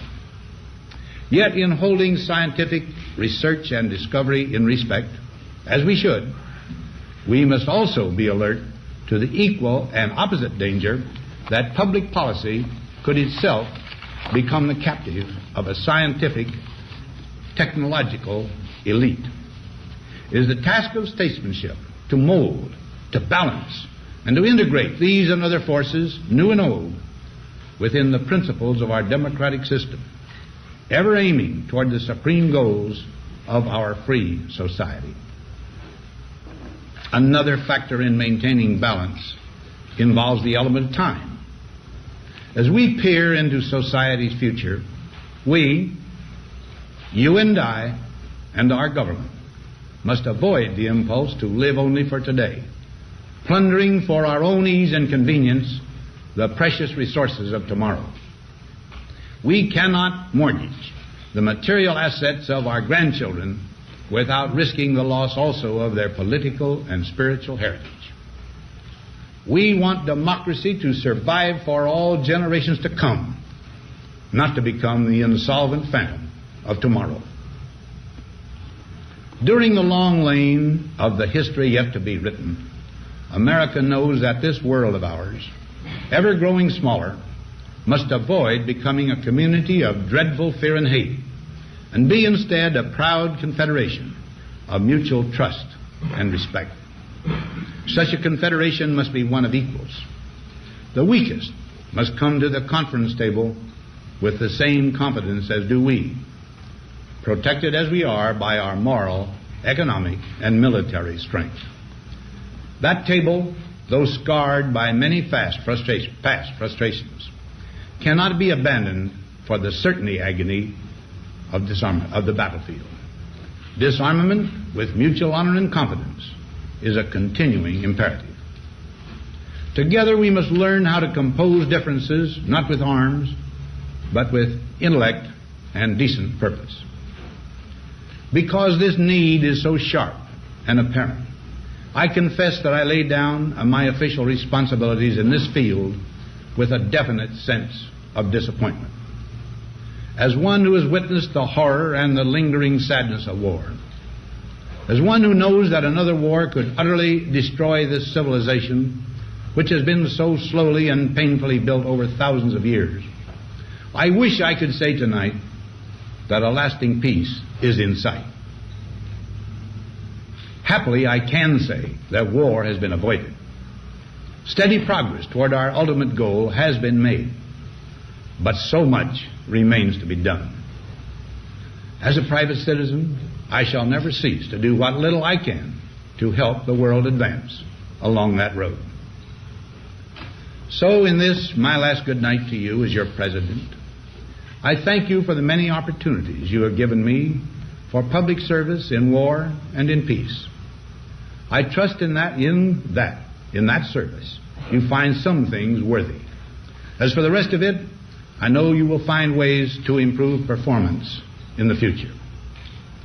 You and I, my fellow citizens, need to be strong in our faith that all nations under God will reach the goal of peace with justice. May we be ever unswerving in devotion to principle, confident but humble with power, diligent in pursuit of the nation's great goals. To all the peoples of the world, I once more give expression to America's prayerful and continuing aspiration. We pray that peoples of all faiths, all races, all nations may have their great human needs satisfied, that those now denied opportunity shall come to enjoy it to the full, that all who yearn for freedom may experience its spiritual blessings. Those who have freedom will understand also its heavy responsibility, that all who are insensitive to the needs of others will learn charity, and that the scourges of poverty, disease, and ignorance will be made disappear from the earth, and that in the goodness of time all peoples will come to live together in a peace guaranteed by the binding force of mutual respect and love. Now, on Friday noon, I am to become a private citizen. I am proud to do so. I look forward to it. Thank you, and good night. Now, I know what you're thinking. He's no Joe Biden, but I think he hacked his way through that speech pretty well. Like, he mucked up, we must guard against the military industrial complex. You know, he didn't have the advanced telemetry and tracking cybernetic software that they used to run the former Vice President Biden. So you can't hold it against him. Plus, he's in black and white. Biden's in color. So, of course, Biden seems like a smoother speaker than Eisenhower. So let's just go beyond that. Let's rewind. Are you worried at all about a scientific technological elite, Rich? Not at all. Not at all. I definitely don't have any quotes that back any of this stuff up. But the thing that really caught my ear this time in listening to that whole speech was a reference he said at the beginning. He said Holocausts, and it wasn't in reference to what happened in Europe. It seemed to be in reference to something that happened in America. I'm not sure what he's talking about there, and that's the first time I've heard that type of burnt sacrifice language used by the president in that. So that I don't know what that is. I'd like to see what he's referring to on that. The next thing he pointed out with this was this utopian ethics, right? They want to make everything better. They want to do these things. And he's pointing out trying to solve some of these problems might create even bigger problems, right? So he was talking about this need for balance and maybe the ineffective nature of just going full speed. You know, just because you could doesn't mean you just because you could doesn't mean you should, right? That whole Jeff Goldblum Jurassic Park quote. Yeah, right. We'll have to have Jay record that for the soundboard. Then he brought up the permanent arms industry, which he said was like a creation of World War II. So from my perspective as a forensic historian, what I see is America got lied to and pushed into World War I in a way that we're not told about. Same thing for World War II. So all these decisions that come out of World War II with the super special, let's zipper ourselves up with Britain relationship, share all our intelligence, connect into the Five Eyes, like that's a corporate merger on a state level. Okay. That's like the reacquisition of America 50 years after Cecil Rhodes said, let's reacquire America. 2 wars later, we're in the back pocket being used as a. So that permanent arms industry is not just an American thing. It's an Anglo-American thing, And then other countries that America and the same people who funded the Nazis, Wall Street, robber baron type people, they funded those other arms makers in Russia and China. Yeah, too. Russia and China. Exactly. That's exactly right. Now, here's some of the Top five lesser known nationals. parts of that speech. He talked about the deep capture of our educational institutions. And that's pretty interesting right there, because I have a bunch of books on that, but I had never really picked up on that part of the speech either, because I haven't seen it in probably 10 years since I watched it. And that wasn't the first time I watched it. So each time you watch it, you pick up and glean different things because you've learned different stuff since then. So this deep capture of the institutions, specifically government and military grants to universities, start changing how universities do business. That was the thing that caught my attention the most as well, because like there's a fundamental change in the way science was sort of financed, if you will. And before in the past, it was financed mostly by private interests, corporations or individuals that were just well-to-do and were interested in someone, an inventor or a scientist, so forth and so on. So, but after World War II, it went to these government grants that then universities competed for. And to his point about stifling innovation and sort of, also usurping sort of the natural market forces that would be in place there by, once you get a government grant, you don't have to worry about private contracts. You can shore everything up and then all these sorts of things. That it is interesting because it's been one of the biggest arguments I've seen for quote unquote sort of knowledge filtration with like the way the journals are conducted and the way in which they sort of promote what they want to promote with, in regards to what they consider to be science and how much of it's conditioned by theories that are already existing. And you can't really upset the apple cart, so to speak. Well, it's how they control the speed of science. They want it to go faster. They put more military and government funding into those universities, and it has no longer anything to do with the education of the individual, which I think is also evident over the last 50, it comes with a heavy years. bias. It comes because it's going to be whatever the government sort of like is interested in pursuing its research. And then so if it's COVID-19 vaccine, in that regards, they're going to hand that, tons of money to private corporations to go develop that product or that new technology. And that's sort of scary because like then there's no ethics, to your point that he brought up as well. There needs to be a balance ethically. What he really needed to say is there needs to be free and open dialogue at all times around complex situations, and refer back to the Constitution, in my opinion, like in that regard. But he is right from a philosophical issue. We can do a lot of things. Should we do a lot of things that, asking those important questions?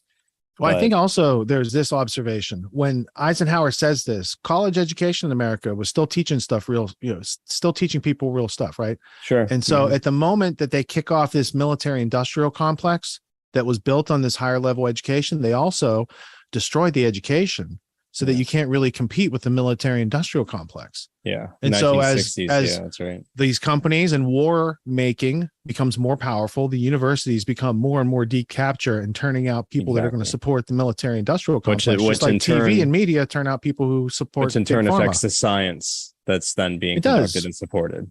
It does. And so it's all connected, right? There's a extra step in the scientific method now. It says brought to you by Pfizer.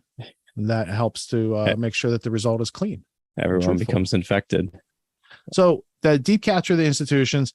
And then the last part he mentioned is the scientific technological elite. And that also, that comes out of Columbia. That's technocracy idea, but it's also implementation by globalists as saying that's a useful operating system for New World Order. And technocracy as defined, I think in that Columbia press or publication in 1938 or something like that. And I got that obviously from Patrick Wood. 1934, I think it was. 1934. Thank you. I think it was defined as social engineering. So the technological uses, the manifestation of social engineering through uses of technology or something of that. And technically, technocracy as an idea was 1932, Columbia University, technocracy study course, 1934. And then the ideas percolated up. But Eisenhower is also talking about how America is a nation of God and that the communists are atheists, right? And I thought, well, that's interesting because J. Edgar Hoover, around the same time, writes his book, Masters of Deceit, a story of communism, America, how to fight it. And I only need to go to like the first chapter to make the point, if I can get past the forward here.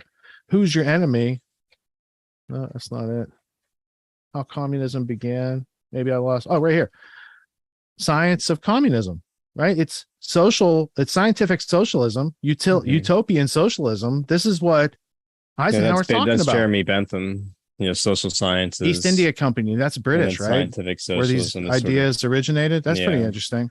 Right. And then in this book, None Dare Call It Treason, also about identifying who's getting deep capture on the country. FBI Director Hoover responds, and I thought this is interesting in context of the other clips we're going to play tonight. Let's see if I can get it here on screen. Just 20 days after President Kennedy made his attack on conservative anti-communists, FBI Director J. Edgar Hoover set the record straight. In a speech on NBC TV, he said, "The communist threat from without," that means outside the country, "must not blind us to the communist threat from within. The latter is reaching into the very heart of America and its espionage agents and a cunning, defiant, and loyalist Communist Party, which is fanatically dedicated to the Marxist cause of world enslavement and destruction of the foundations of our republic." Well, that's interesting because this whole last sentence is also the goal of the British Empire. Ironic, and that's where Marx and Engels were coming up with these ideas after the other guys from the East India Company came up with capitalism in the first place. So they got the bookends on that. It's ironic and coincidental how ideas develop. Anyway, continuing on. Ironically, just 2 years and 4 days after President Kennedy denied the existence of an internal communist threat in his speech in Los Angeles, he was cut down on the streets of Dallas by a sniper's bullet. It was fired by Lee Harvey Oswald, a self-admitted communist. All right, so I don't know about the last part of the sentence, but so these ideas that are being expressed, those ideas of communism and communism infiltration and in America and outside America, really started in the 60s. Drove the Cold War, drove like all that military industrial complex. We got to make new Javelin missiles and deliver them to the other side of the world. Let's not forget about Kissinger and Brzezinski, Nelson Rockefeller. I mean, Charles Douglas Jackson was still operative at this time. I think at that point he was at Time Life, where maybe he had just finished his time there as being the director. Then he goes on to buy the Zapruder film. That's such a strange situation. Well, let me break out the timeline since you're going into that type of detail. In 1938, the British want to have an espionage operation in America. Now they're going to need a place to host them. They're going to need some friendlies. You know what I'm saying? So they go to Nellie Rock and they say, can we set up in your Rockefeller Center? And Nelson Rock, this guy right here, he says, yeah, go ahead. You guys set up. So British Security Coordination was the operation that starts running espionage in America to make it look like maybe Germans are attacking America. So America wants to get into World War II on the side of the British. And this is real deal history. So that's going on. In the midst of all that milieu of corruption, Nelson Rockefeller and a whole bunch of his friends are also funding the Nazis. They got some money in the Soviet Union too. They got a lot of fingers, a lot of dirty fingers, and a lot of dirty pies. So they're helping to fund that. Allen Dulles, Nelson Rockefeller, Nixon later finds out about this. This is Nixon's rise to power and eventually his downfall. So Nelson Rockefeller, Allen Dulles, working with the Nazis, helping to fund Hitler. Eisenhower knows these people. He knows, like, he's in on the British intelligence operations in this type of level by the time he's supreme allied commander of allied forces in Europe, right? Mm-hmm. So after the war, let's come back to civilian world. So Eisenhower brings his buddy Charles Douglas Jackson, later works in the White House with Eisenhower, right? Mm-hmm. Later works at Time Life when they got the Zapruder film. Charles Douglas Jackson worked with Eisenhower and Nelson Rockefeller in psychological warfare during World War II. It's not like a big secret. You can find it on Nelson Rockefeller's wiki page and Charles Douglas Jackson's wiki page. You might even find interesting film clips from their wartime activities. But again, it's not the content for tonight's show, but it might be interesting homework for people who like to know stuff like that. So the scientific technological elite, I mean, it sounds a lot like what Patrick Wood is writing about in the the technocracy. That's the point. It's about social engineering just through the use of technology. Of course, you can argue then what is technology? Words are technology by that standpoint, but I think they mean 20th century technology in regards to is art or an artifact created by the arm of man. Well, yeah, that would be artifice. More art. Yeah, artifice. Yeah, technique. and then it just turns into like the inclined plane, the lever, the auger, these sort of basic primitive tools. And then the technology eventually gets to some place where it merges with electricity. And now you're sending invisible waves through the air, and it's radio or TV. And then they made color TV. And then you can manipulate people. You can manipulate people on a mass scale. It's sort of similar to, I mean, very different though, when in the 15th century, the Gutenberg printing press revolutionized the way information could be preserved and mass distributed to many, many people. And so, I mean, I'd say, so all of a sudden you can get the effect of conditioning people through narrative before events happen, while events happen, after events happen. Like I dig wired communication. There's a different type of, like when in 1934, when Columbia comes out with a publication in regards to technocracy, and they're defining it that way. It's a very specific reason why there's that predicate, if you will, of technology. So technology is like the key here. Everything's sort of predicated on this mass social engineering that is, the ultimate wet dream of all these technocrats in the late 19th century and early 20th century, like Bertrand Russell, for example. That's what they mean. It's through the use of all these modern sort of techniques, radio, mass communication, drugging, obviously, the pharmaceutical sort of health complex, if you will. Healthcare complex, and also the military industrial complex, they play a part in that. It's scary to think about because we're seeing the ramifications, we're seeing the full fallout of that now. And also to know how sort of compromised Eisenhower is as an individual, for those that are curious to look up his activities in World War II specifically. And, so it's in the way they're also part of the conditioning of that with General Patton's death. Yeah, that's, oh boy. Now, see, there's stuff we just can't even. Cat's out of bag. All right, let me just show you this real quick. Yeah. Over here. Principles of Social Reconstruction, Bertrand Russell. Now, you're going to say this is an old book. This is probably like 1914. Let's see. 1916, first edition. Okay. So that's what he was up to this, Principles of How to Reconstruct Society. Now, this is World War I. Right? Principles of Social Reconstruction. They were trying to figure out, in the overall sense, like the Carnegie Foundation, other nonprofit foundations, how to keep America in a wartime market long term. And this is a question. The Carnegie Endowment starts in 1908, and the source for this is the Reese Committee hearings in 1954. And Norman Dodd's the whistleblower from Yale who tells the whole story. So there's a lot to that. I don't have time to unpack that. I just want to say Bertrand Russell, 1916, had these ideas of reconstructing society. And then he writes other books like The Scientific Outlook. This is more scientific utopianism, scientific socialism, things that turn into technocracy. And this is probably 1931. This is the first edition. Between that and then so 1931. Impact of Science. He's writing about Scientific Outlook, and there's a whole bunch of juicy quotes in this book, and we don't have time to get to that, but we can go to this one. It's like 1954. Bertie Russell, Impact of Science on Society. Let's just check the date. 1951 was the first edition of this. Okay. So now you see over like 40 years, this plan. Now this book is based on the lectures originally given at Ruskin College, Oxford, England. Well, that's interesting because John Ruskin was Cecil Rhodes's mentor, and Oxford is the place with the Rhodes scholarships. So for him to tell you this in the preface note, I think it's disclosing. Here's also Columbia University, the makers of technocracy. You got it. Right? You can see the continuation of Cecil Rhodes's initiative. And really, and if you think about it, there were the philosophers and technocrats even before Cecil Rhodes came up with his. We were just talking about Karl Marx, that were already considering these ideas. And communism, and he knows about it too. And this is where that famous quote comes from that everyone uses in their documentary. Yeah. And it's an example of what technology was limited to at that time, but you could see they were trying to use it for control.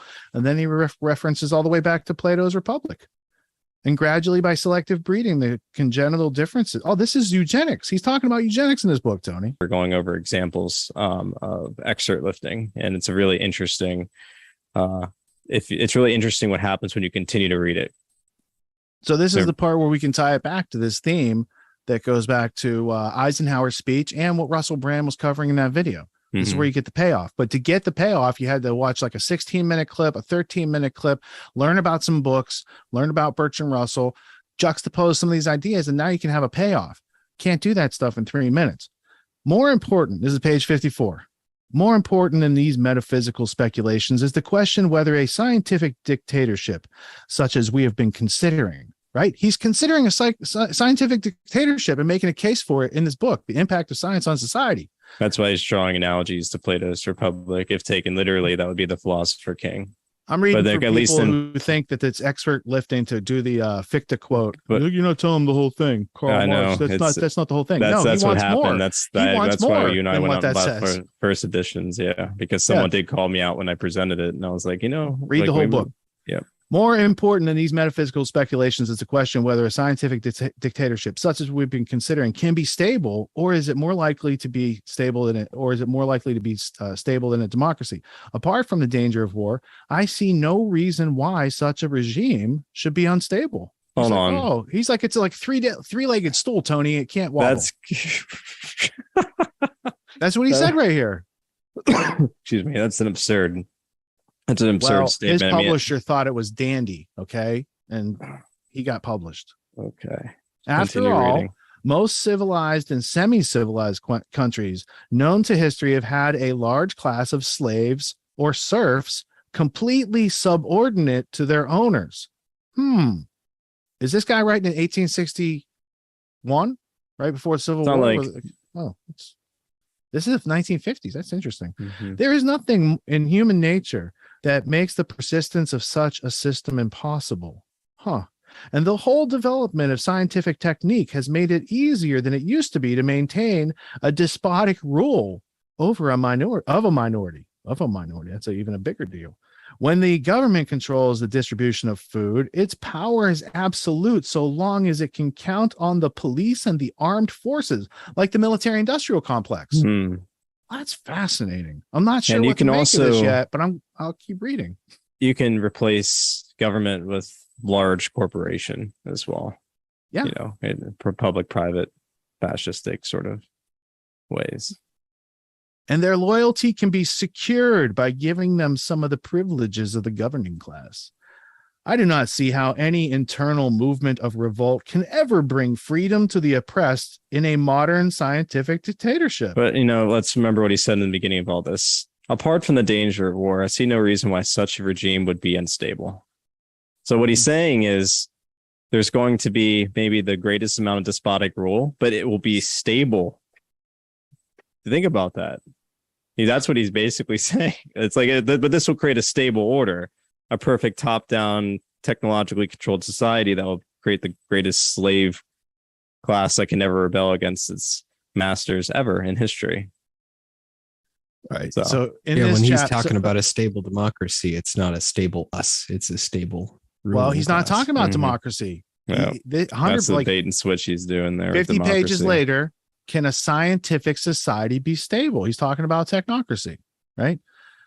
Are mere numbers so important that for their sake we should patiently permit such a state of affairs to come about? Surely not, meaning we got to be proactive. What then can we do? Well, apart from certain deep-seated prejudices, the answer would be obvious. The nations which at present increase rapidly should be encouraged to adopt the methods by which in the West the increase of population has been checked. So this is talking about depopulation. This is eugenics. This is like deciding who procreates. Educational propaganda with government help could achieve this result in a generation. Oh, really? What else can it achieve if you left it run for more than one generation? Is that technocracy? Let's see. Meanwhile, so long as there is not a single world government, there will be competition and power among different nations. Right here. Oh, so they need world government for. They need a scientific society, single world government. Oh, right here. Look, these create considerations. The greatest tyranny, but that will be stable perpetually. The greatest tyranny, but stable. It's a very strange paradox here. It's a very strange line of study, right? These considerations prove that a scientific world society cannot be stable unless there is a world government, Tony. Oh, Now, because people say that Victor quote's out of context. Oh, my. I'm just going to keep reading. It may be said, however, that this is a hasty conclusion.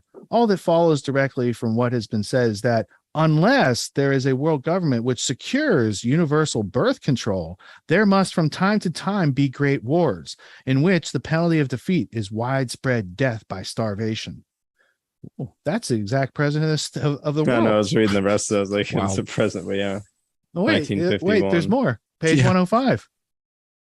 Unless at some stage one power or group of powers emerges victorious and proceeds to establish a single government of the world with a monopoly of armed force, it is clear that the level of civilization must continually decline until scientific warfare becomes impossible. That is, until science is extinct. I think Tony Fauci did that. Reduced once more to bows and arrows, Homo sapiens might breathe again and climb anew the dreary road to a similar futile culmination. The need for a world government. Man's ultimate teleology. Wow. How pessimistic. Amen. Jeez. Okay. Bertie Burt. Yeah. Burt Russell also had some interesting things to say about the Kennedy assassination. So you guys can check that out too. You don't throw away the baby with the bathwater. He might have some interesting observations later in life. The need for a world government, if the population problem is to be solved in any humane manner, is completely evident on Darwinian principles. What was that book that he wrote? What was it called? The Origin of Species. The Progress of the Preservation of the Favored Races. That's a racist tome right there. Conclusions. Let me just, spoiler alert, in case you're wondering what's up. The population of the world is increasing and its capacity for food production is diminishing. Such a state of affairs obviously cannot continue very long without producing a cataclysm. Malthusianism, just rebranded in 1951. And then Club of Rome was like, what if we could create the cataclysm and profit from it? Can we do that? To deal with we'll this just lead with it even though it doesn't exist, and we'll just make all the data just fit in with all of it. And then we'll get to the kids. This is Burt Russell just taking you the godfather of all this precipitation of feces you're seeing today. Ooh. To deal with this problem, it will be necessary to find ways of preventing an increase in world population. Just not his family, right? If this is to be done otherwise by then wars, pestilences, and famines, it will demand a powerful international lobby. This authority should deal out the world's food to the various nations in proportion to their population at the time of the establishment of the authority. And then, if any nation subsequently increased its population, it would not on that account receive any more food. The motive for not increasing population would therefore be very compelling. What method of preventing an increase might be preferred should be left to each state to decide. Wow. Just starve people out for having sex, huh? Woo! So it goes on. Here's the last part. My conclusion is that a scientific society can be stable under certain conditions. The first of these is a single government of the whole world possessing a monopoly of armed force and therefore able to enforce peace. That sounds like he's trying to make a scientific dictatorship, Tony. Why didn't he just call it armed force dictatorship? Enforced peace. It's a big brought to you by Ruskin, Oxford, Cecil Rhodes, and the Anglo-American establishment. Is this or is this the not double what's thing going today? on is just kind of crazy. It's Trump level. Making my eyes cross right now. The second condition is that is a general diffusion of prosperity so that there is no occasion for envy of one part of the world by another. Yeah, you could just end envy by reappropriating other people's wealth. It's called stealing. I think the whole 10 commandments is thou shalt not steal in some way, shape, or form. Yeah, this guy can be doesn't get reduced it. down to just don't steal. That's correct. The third condition, which supposes the second fulfilled, is a low birth rate everywhere so that the population of the world becomes stationary or nearly so. So he can control nature with his words here, just like they can take away the sun if you pay tax dollars for the carbon gods. The fourth condition is a provision for the individual initiative, both in work and in play, and the greatest diffusion of power compatible with maintaining the necessary political and economic framework. I think that's called the Great Reset. There you go. About the author, let's just at least give him his due. Bertrand Arthur William Russell received the Nobel Prize for Literature in 1950. So he wrote this book after that. He is the grandson of Lord John Russell, the British Foreign Secretary during the Civil War. Before going to Cambridge, he was educated at home by governess and tutors, acquiring a thorough knowledge of German and French. It has been said that his, quote, admirable and lucid English style may be attributed to the fact that he did not undergo a classical education at a public school, end quote. Certainly this style is perceptible in the many books that have flowed from his pen during half a century, books that have shown him to be one of the most profound mathematicians, the most brilliant of philosophers, and the most lucid of popularizers. His most recent major works are A History of Western Philosophy, published 1945, Human Knowledge, Its Scope and Limits, published in 1948, Authority and the Individual, published 1949, Unpopular Essays, that grossly mistitled book, published 1951, and New Hopes for a Changing World, published in 1952. And I would also note, none of the books I showed you here tonight, except this one that's in the back of, are mentioned there. So they don't want you to look at scientific outlook. They don't want you to know the principles of social reconstruction and the legacy of these very British ideas that were being pushed forth and Americanized. This Fabianism continued forward. Fabian socialist, which is eugenics continued Fabian forward, just under the guise of eugenics, technology. transhumanism. Yeah, technocracy, social engineering, eugenics. It's all in technology. It's all wrapped to one. Sort of and chimeric, in the words, terrible. In the words of that great, I mean, because he's Bertrand Russell, he's a great 20th century philosopher. In the words of the great 20th century philosopher, Forrest Gump, that's all I have to say about that. All right, now we can move past. I was going to say, yeah, they consider him a great philosopher. Oh boy, that's you can see the degradation of philosophy, everyone. Forrest Gump's not only a good philosopher, it's a heck of a soundtrack on that album. Two discs. Get it. All right, so military industrial complex. My point is, it's not just America. There's other groups of people responsible. America takes the bad rap. Anything that happens, British arms dealers always seem so slick and dignified when they're rolling through the jungle in their Range Rovers and stuff, right? What was it? God of War, Lord of War with Nicolas Cage. There's really good. There's really good scenes in that. We played the last 5 minutes of that on the town hall recently. Yeah, Nick Cage is like this upstart, like was he semi-Russian mob kind of arms dealer kind of guy from Long Island, and he's off trying to cut these deals. Yeah, let's cut. I want the scene in the jungle where like the scene in the jungle. Comparison between the two arms dealers and what they're bringing to the table, right? Yeah, that's and a the guy scene. And the British guy is based on a real guy named Tiny Rowland, who's in Whitney Webb's books and works alongside Sir James Goldsmith and the Rothschilds in a lot of that financial skullduggery of the BCCI, Iran-Contra milieu. There you go. Got your 25-cent word on the table there. Milieu. It's fun to say. Did you find that clip? I'm looking at it right now. It's a jungle scene. That live. Jungle scene. I got an airstrip scene. As long as it's emblematic of the juxtaposition of the arms dealers. Yeah, I'm not finding that one. There's the ending, obviously. But yeah, we don't want to spoil a perfectly good movie for folks. I don't mind spoiling the end of a Bertrand Russell book from 50 or 100 years ago, but looks like taken away. You got something stepping off a big plane. Looks juicy. All right, let's go to a random clip. That's part of the unknown aspect of this show is sometimes we don't find what we're looking for in the first clip, and we learn something else along the way. It's part of the journey. Let's take a little tangent to Lord of War.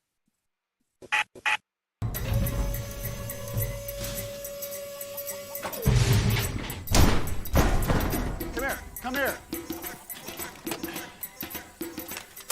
Hey, don't be shy. Here, look. Free sample. Help yourself, okay? Free sample. Tell your friends. Come here, you want something? Look. RPG, all for you, all right? Happy times. Come on. Help yourselves. No charge. Everything goes. Guys, yes, come on up. Here, having fun now, huh? Come on. Guys, do it. Guys. Oh, this is when he needs to let go of all this. Don't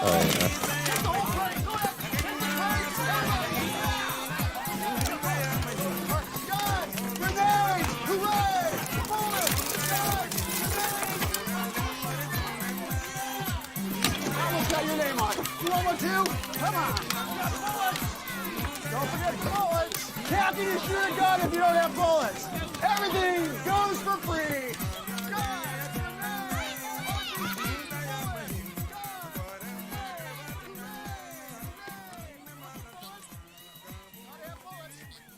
What a cargo crew at Heathrow Airport does in a day took a bunch of malnourished Sierra Leonean locals 10 minutes.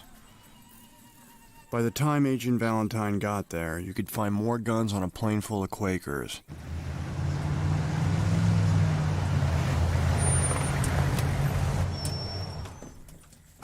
Yuri Orlov.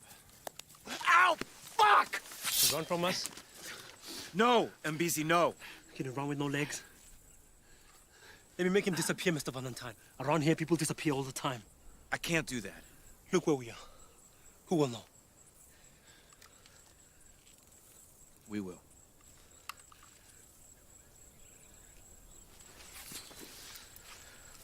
All right, so that's a good example. Go ahead, pause that. So Ethan Hawke, it appears he works for the other arms dealers, like the competition of Nicolas Cage, it appears.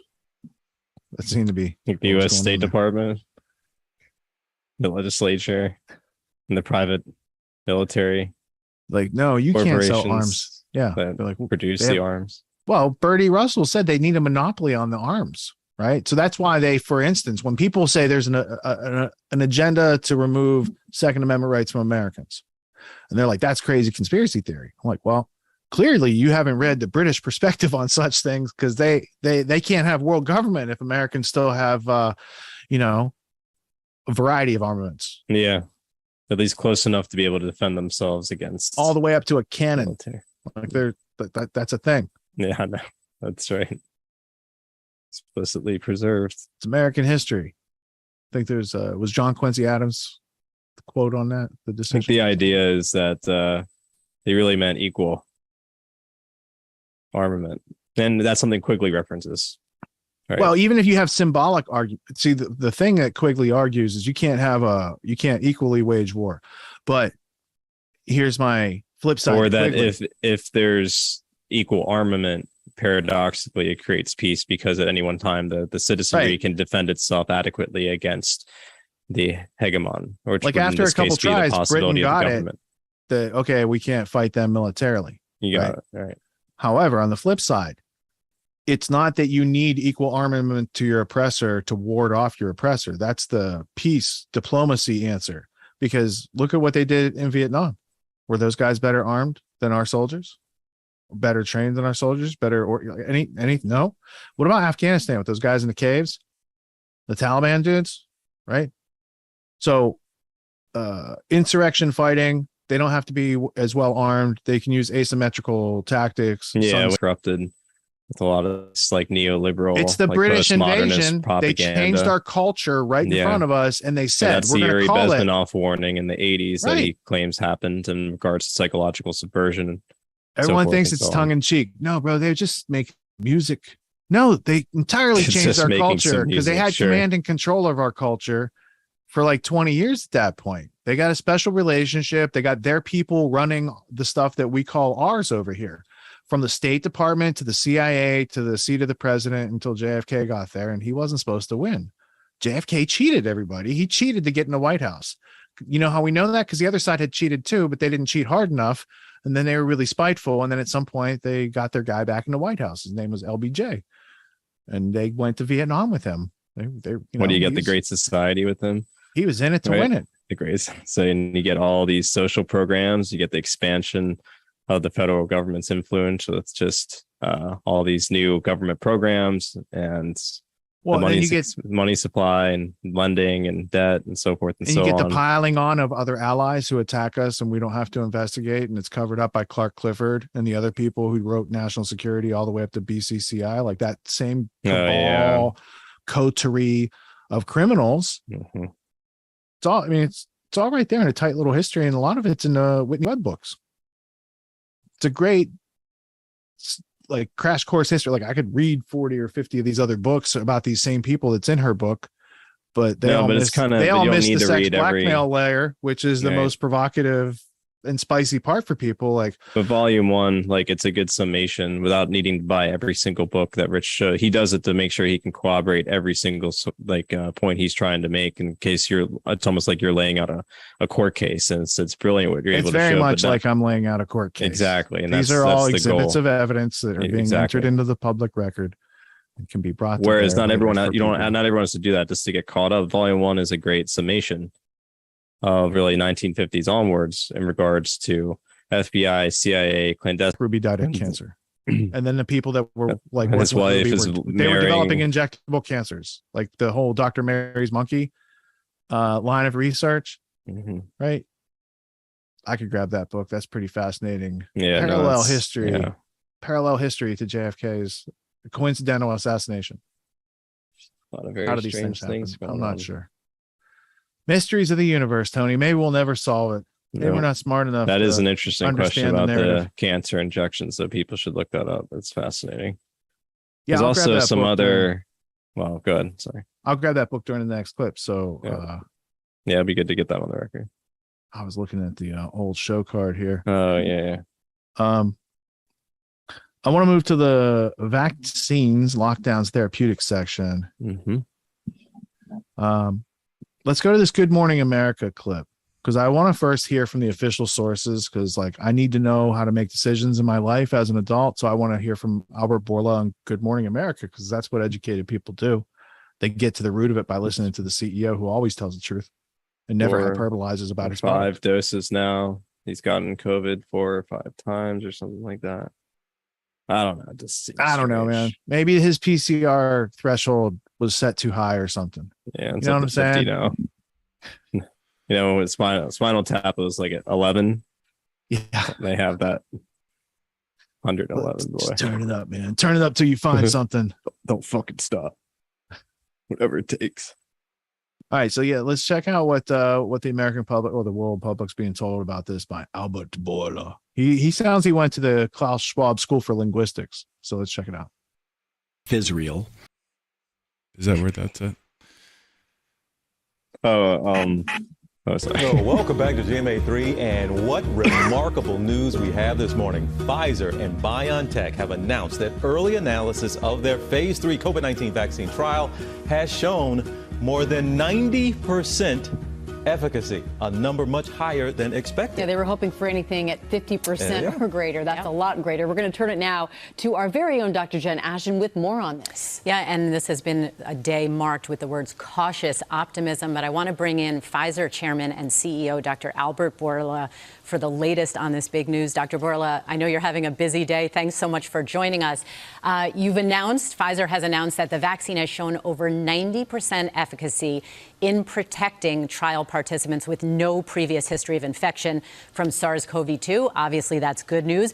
But now let's talk about safety. What do we know about the durability of this vaccine? And if it gets emergency use authorization with just over 2 months of safety data, how confident can we be that it will be safe long term? Thank you very much for having me, and thank you for, of course, the interest that I know is the interest of all the world. Indeed, the vaccine was proven to be very efficacious, overwhelmingly, and that was big news for me as well. We feel very good about the safety. We published safety data of approximately 6,000 patients back in October. Of course, they were unblinded. When we had an R&D day at Pfizer and presented the newest achievements of our R&D organization. Right now, we have 40,000 people that have received a second dose. And the data that the independent committee of experts reviewed yesterday, they are matching pretty much the data that we had at 6,000 people. So the committee reported to us no safety concerns and the tolerability profile that it's among the very good that we have seen in any vaccine so far.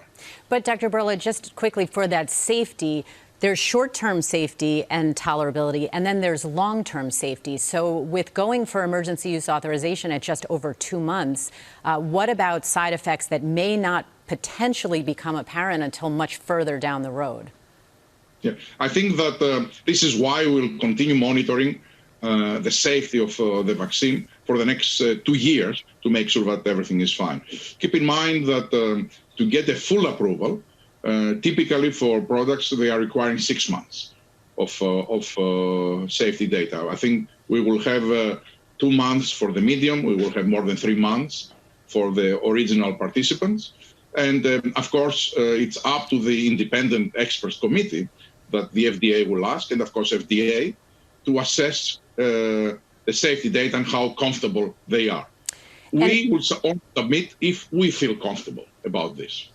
Understood. And as you well know, Dr. Bourla, there is a fair amount of mistrust, especially in the United States, about a vaccine that has been developed and produced so quickly. Now, Pfizer chose deliberately not to participate in Operation Warp Speed in the same way that other vaccine developers have done, but yet you have been promised nearly $2 billion to deliver about 100 million doses to the federal government, but you didn't accept federal money for research and development. Take us through what was involved in that decision.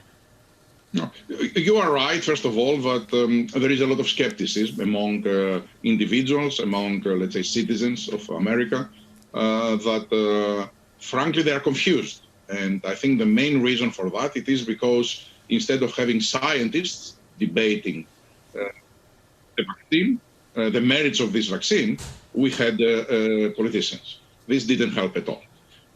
For this reason, we try to be extremely transparent, not only us, but I believe the entire pharmaceutical industry.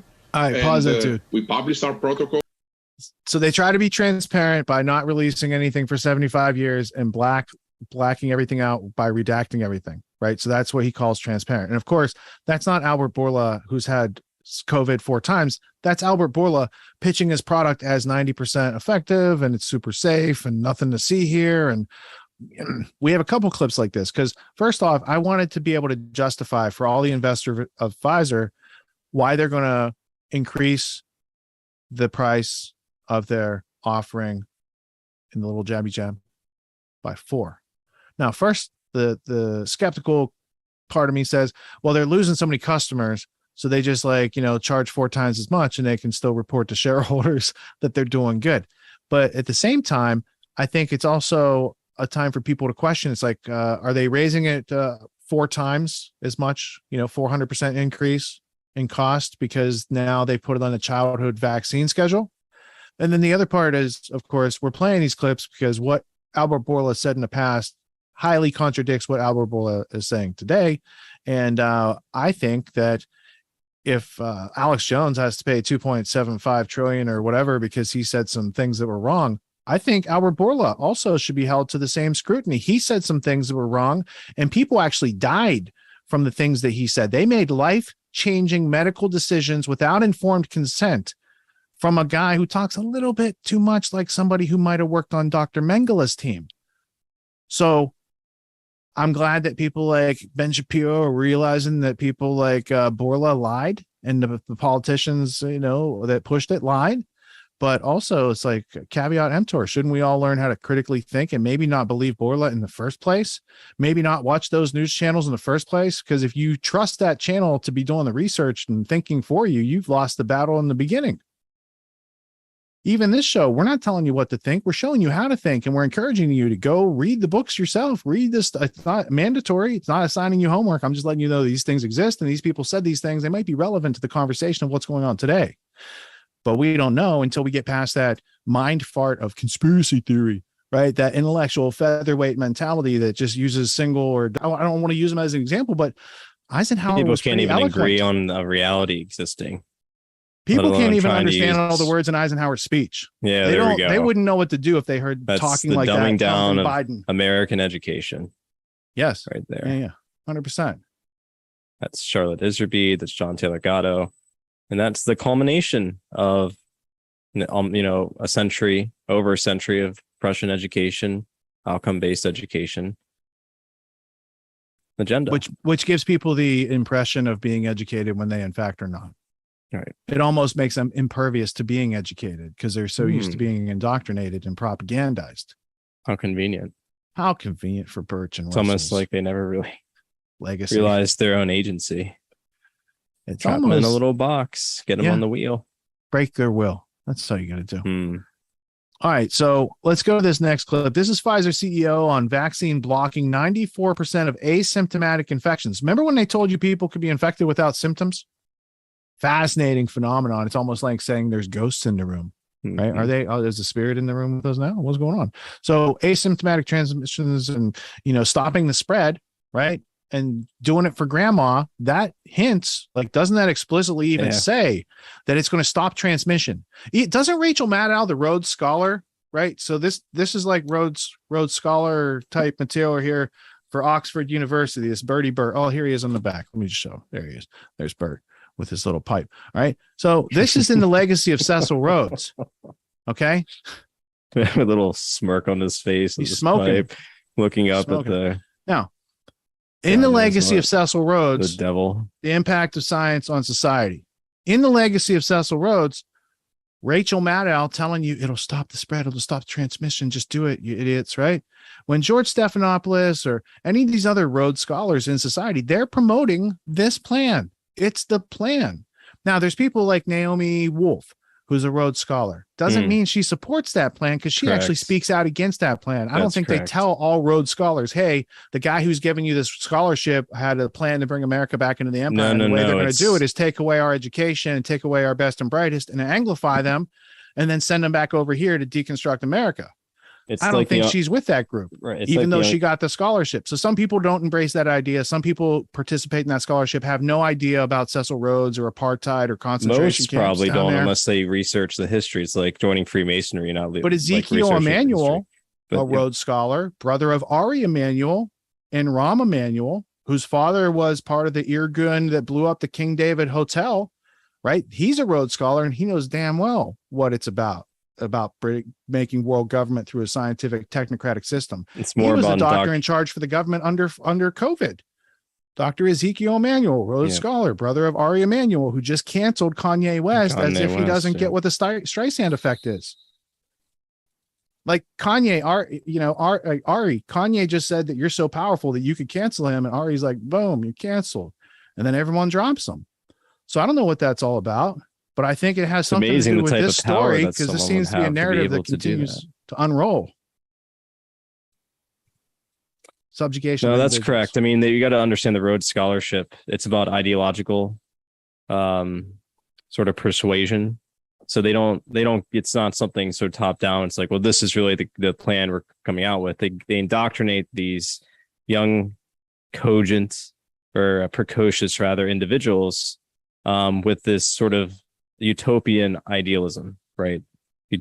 That's utopian idealism. That's really ultimately what it is. And so most of them carry it forward because they're also that privileged class where they get to sort of, they have much of their position to be in places of media or in entertainment or in policy making in various countries around the world or international bodies, and to carry forward that message. So they are in great positions of power.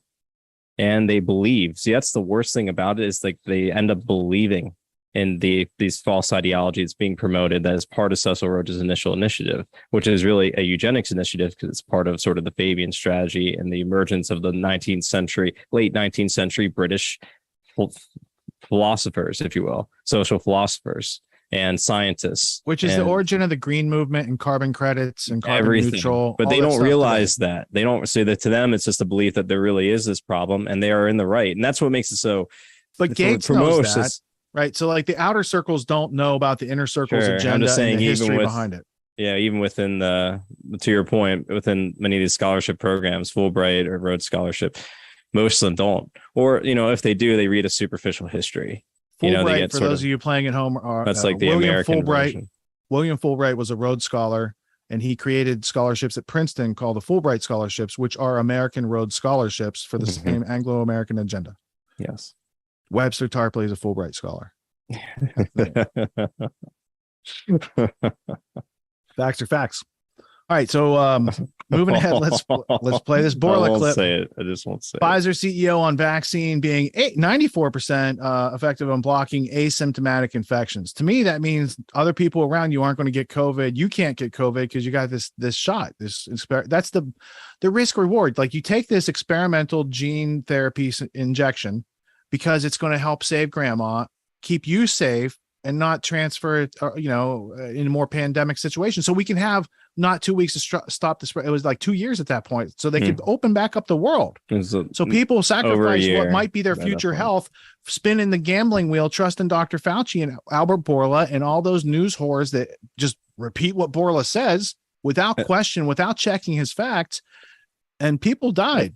And let's not forget a lot of people died in inhumane ways. Oh yeah, and many of which have not been unattended by human beings, because recorded by any sort of system that can capture that data.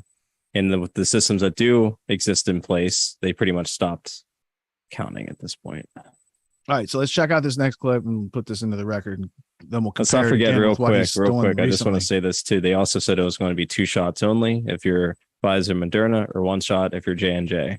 That was also the narrative. Oh yeah, no boosters. Don't have to worry about that. Anyways, just like the pursuit of autonomy, the pursuit of being fully vaxxed it's a lifelong pursuit. One is with integrity. The other one is an immune system by prescription. So, all right, let's check it out. Thanks for being with us this morning on this 1-year anniversary mark. And you have this amazing vaccine and more data coming out this morning from real world use in Israel. And I honestly had to check this stat multiple times to make sure I understood it. 94% effectiveness in preventing asymptomatic infection on the ground there in Israel. Tell us about what you're finding there and what this means for stopping this virus. Thank you, Megan. It is a great opportunity, I think, that in this day of the first anniversary of the declaration of pandemic, we do have a message of hope coming from a country where they have vaccinated almost, actually on Monday, 5 million of their people. Might look small number, but for Israelis, that means that they have vaccinated more than 55% of the total population, more than almost 80% of the eligible population, 16 and above, which is the vaccine. The data basically are telling us 3 things, I would say, Meg. The first is that they're confirming the efficacy. Actually, the efficacy so far in Israel is coming at 97%, and that is not efficacy only against deaths or hospitalizations, but also on mild disease. So everything, all 3 measures, mild disease, hospitalizations, and deaths, are north of 97% in real-world efficacy with millions of people vaccinated. The second, and as you pointed out, likely most important of all, it is that the data are demonstrating 94% efficacy on asymptomatic. This means that 94% protection against you getting infected, even if you don't have the disease. This is extremely important, not particularly for you because you will not have the disease, but for society, because the asymptomatic carriers, the asymptomatic patients, are the ones that they are spreading the disease mainly. Boom. So this what did you just say is right the first there? time that we were expecting disease mainly. So the ones that they are spreading the disease mainly.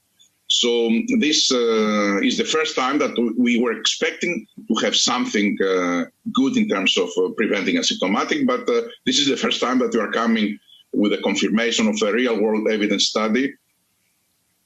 All right, go ahead, pause it. And so, like, also, I remember Nazis did some real world experiments there on hygiene back in the day. Yeah, hygiene. Real world experimentation means you're doing it on people. And I don't think they said, hey, 5 million people, will you consent to be experimented on? Because we don't know what this thing does yet. I don't think that people in Israel got that. You mean there's no memo. informed consent? They're part of a massive experiment? Because real world data is just a euphemism for an ongoing experiment, scientific experiment. That's all that really is. It means the science is still ongoing. It's actually happening real time. That's all. They're not doing it behind. The data is real. It's out there in the world. It's breathing. It's breathing. Some of them actually stop breathing. 2 weeks ago, we played that European committee. That was questioning Pfizer and the vaccine manufacturers. the representative, I think, for Pfizer was either Pfizer or Moderna was like, yeah, we have tons of real world data. Forget her name, but we played. Yeah, on that the was show. the doctor at the end, and it had the woman from Pfizer prior to that said, no, we didn't test it on anything before. Right. We put it in people. We're doing real world testing, doing it real time. We're gonna catch up on the science later. That's how science is done. Come on, Nuremberg, #Nuremberg trials. Come on. It must be really nice when all the regulatory hurdles are conveniently. So it does down. seem like he said, it's going to stop some transmission or something like that. Let's see what the next one is. Maybe asymptomatic. So I'm just wondering if they're measuring this as 94% effective against asymptomatic. How are they testing it if it's asymptomatic? How are they verifying it if it's asymptomatic? They're just we think it would COVID virus. Yeah, they had the COVID virus email from inside the body of the asymptomatic people. Because I looked at that column in their data spreadsheet. No, Pfizer disclosed it. I lifted the black lines off everything. I can read everything behind there. Sure. And they basically, they define their methods of how they did that. No. It's all that CT value. All those tests. I wonder, it's a good point though. Yeah, what they do, like give a PCR test, someone's like, well, I don't feel sick. And it's like, well, you technically tested positive for COVID, so you're an asymptomatic carrier now. Something like that, I imagine, went down. It's like when your car has asymptomatic problems. It works fine. These large epidemiological studies, it's just like a big questionnaire. Like, you get maybe an antigen test done, rapid test, or a PCR rapid test. And they ask you like, hey, how you feel? And you say, hey, I don't feel sick. And it's like, well, you tested positive. You're in that category now. Check mark. And then they can put it on Johns Hopkins website and show like around the world, like, oh, look at the cases out of control everywhere. Everyone's got COVID.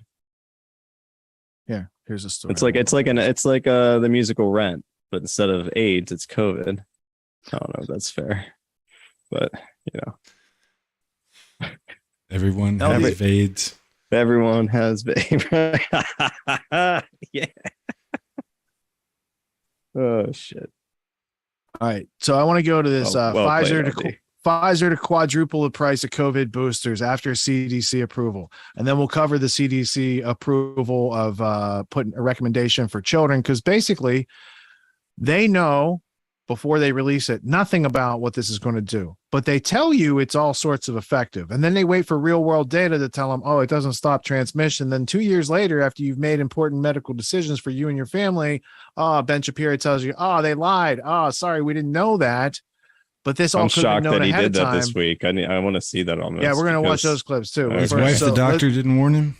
His wife, the doctor. Jesus Christ. Did you guys know that? My very hot wife. My very hot wife. That's a pretty good impression. Doctor. All right, so let's go to the Pfizer to quadruple the price of their super effective product that people definitely had informed consent before not purchasing. And it's safe and effective. 94, 95, 97. It's just a semantic argument of what safe and effective means in 2022 versus what it meant in 2016 or 2017. I don't understand why they just don't say it's 100% effective. Why stop at 100? Why stop at 97? Why stop? Fauci's closing campaign should be like effective as fuck. I think they just go effective AF, effective AF. They just mic drop it. Is it effective? Effective as fuck.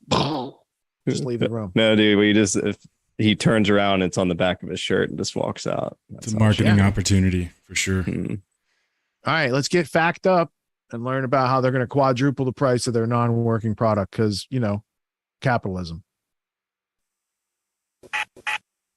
So the CDC just approved adding COVID shots to vaccine schedules. I think that means for kids. We're going to talk about that in another segment. Kids are at almost zero risk from COVID. So why do you think they're doing that? And guess what they did right after that? Right after that, CDC approved adding COVID to the shots for vaccine schedules. Boom! Pfizer's going to hike up their price of their vaccine. It went from $30 to $110 to $130 per dose. It's actually working the opposite of how capitalism is supposed to work, right? Because less people are taking the shot now. No, people aren't taking the shots. The United States government bought all these millions of doses and like nobody's taking them, right? So that's just a welfare to big pharma, right? They're just giving them money for vaccines that nobody's taking. And so when the demand goes down, the price is supposed to go down. Demand goes down, they jack the price up. Because, well, you know why? Who pays this? The government and insurance companies. So they're jacking that price up. Pfizer Inc. expects to roughly quadruple the price of its COVID-19 vaccine to about $110 to $130 per dose after the U.S. government's current purchase program expires. Pfizer executive Angela Lukin said on Thursday.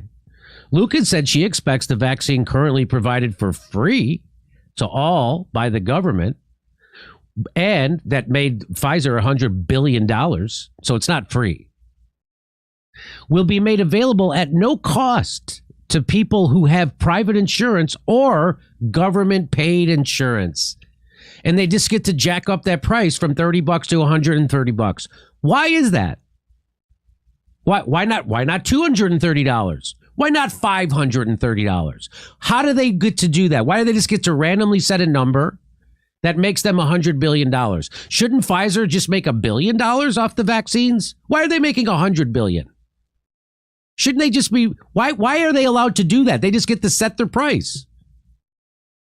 So that's a high price. If they made $100 billion in a year and a half off of their vaccines, they're really overcharging for that vaccine.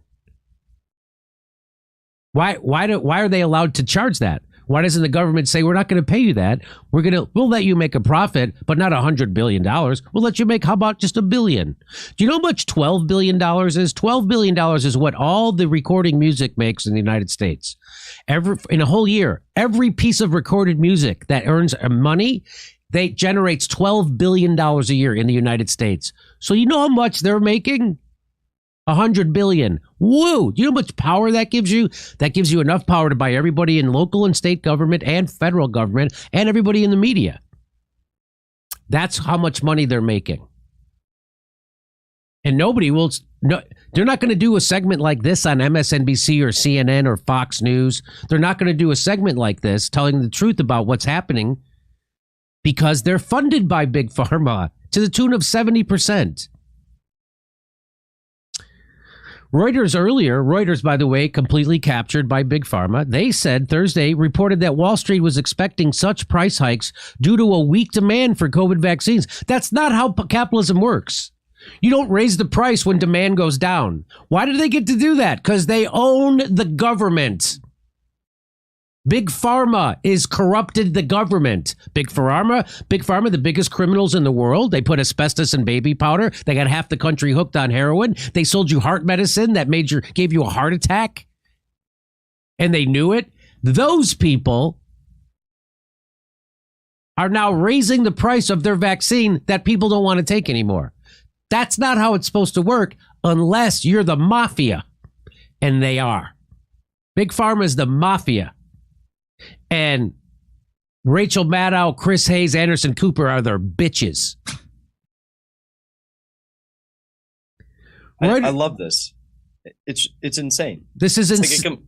This is like watching the mafia operate. They're doing it right out in the open, and still my friends won't criticize this. Still like my friends in comedy don't want you to do your own research. Still my friends, go look at their channels. Not one fucking video about Big Pharma. Not one.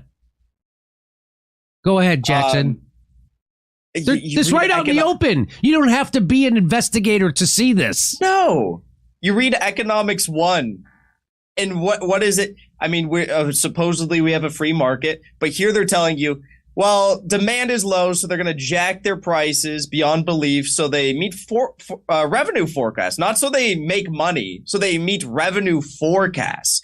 You can tell who's posing a real issue for the Biden administration and who's getting the, BJ under the table from the Biden administration when you look at this and you compare it to what Biden's saying about, the energy companies right now, the energy companies who he's blaming for the energy crisis on. And he's saying, well, they need to lower their rates. They need to stop doing these stock buybacks. Local gas stations need to stop jacking their prices.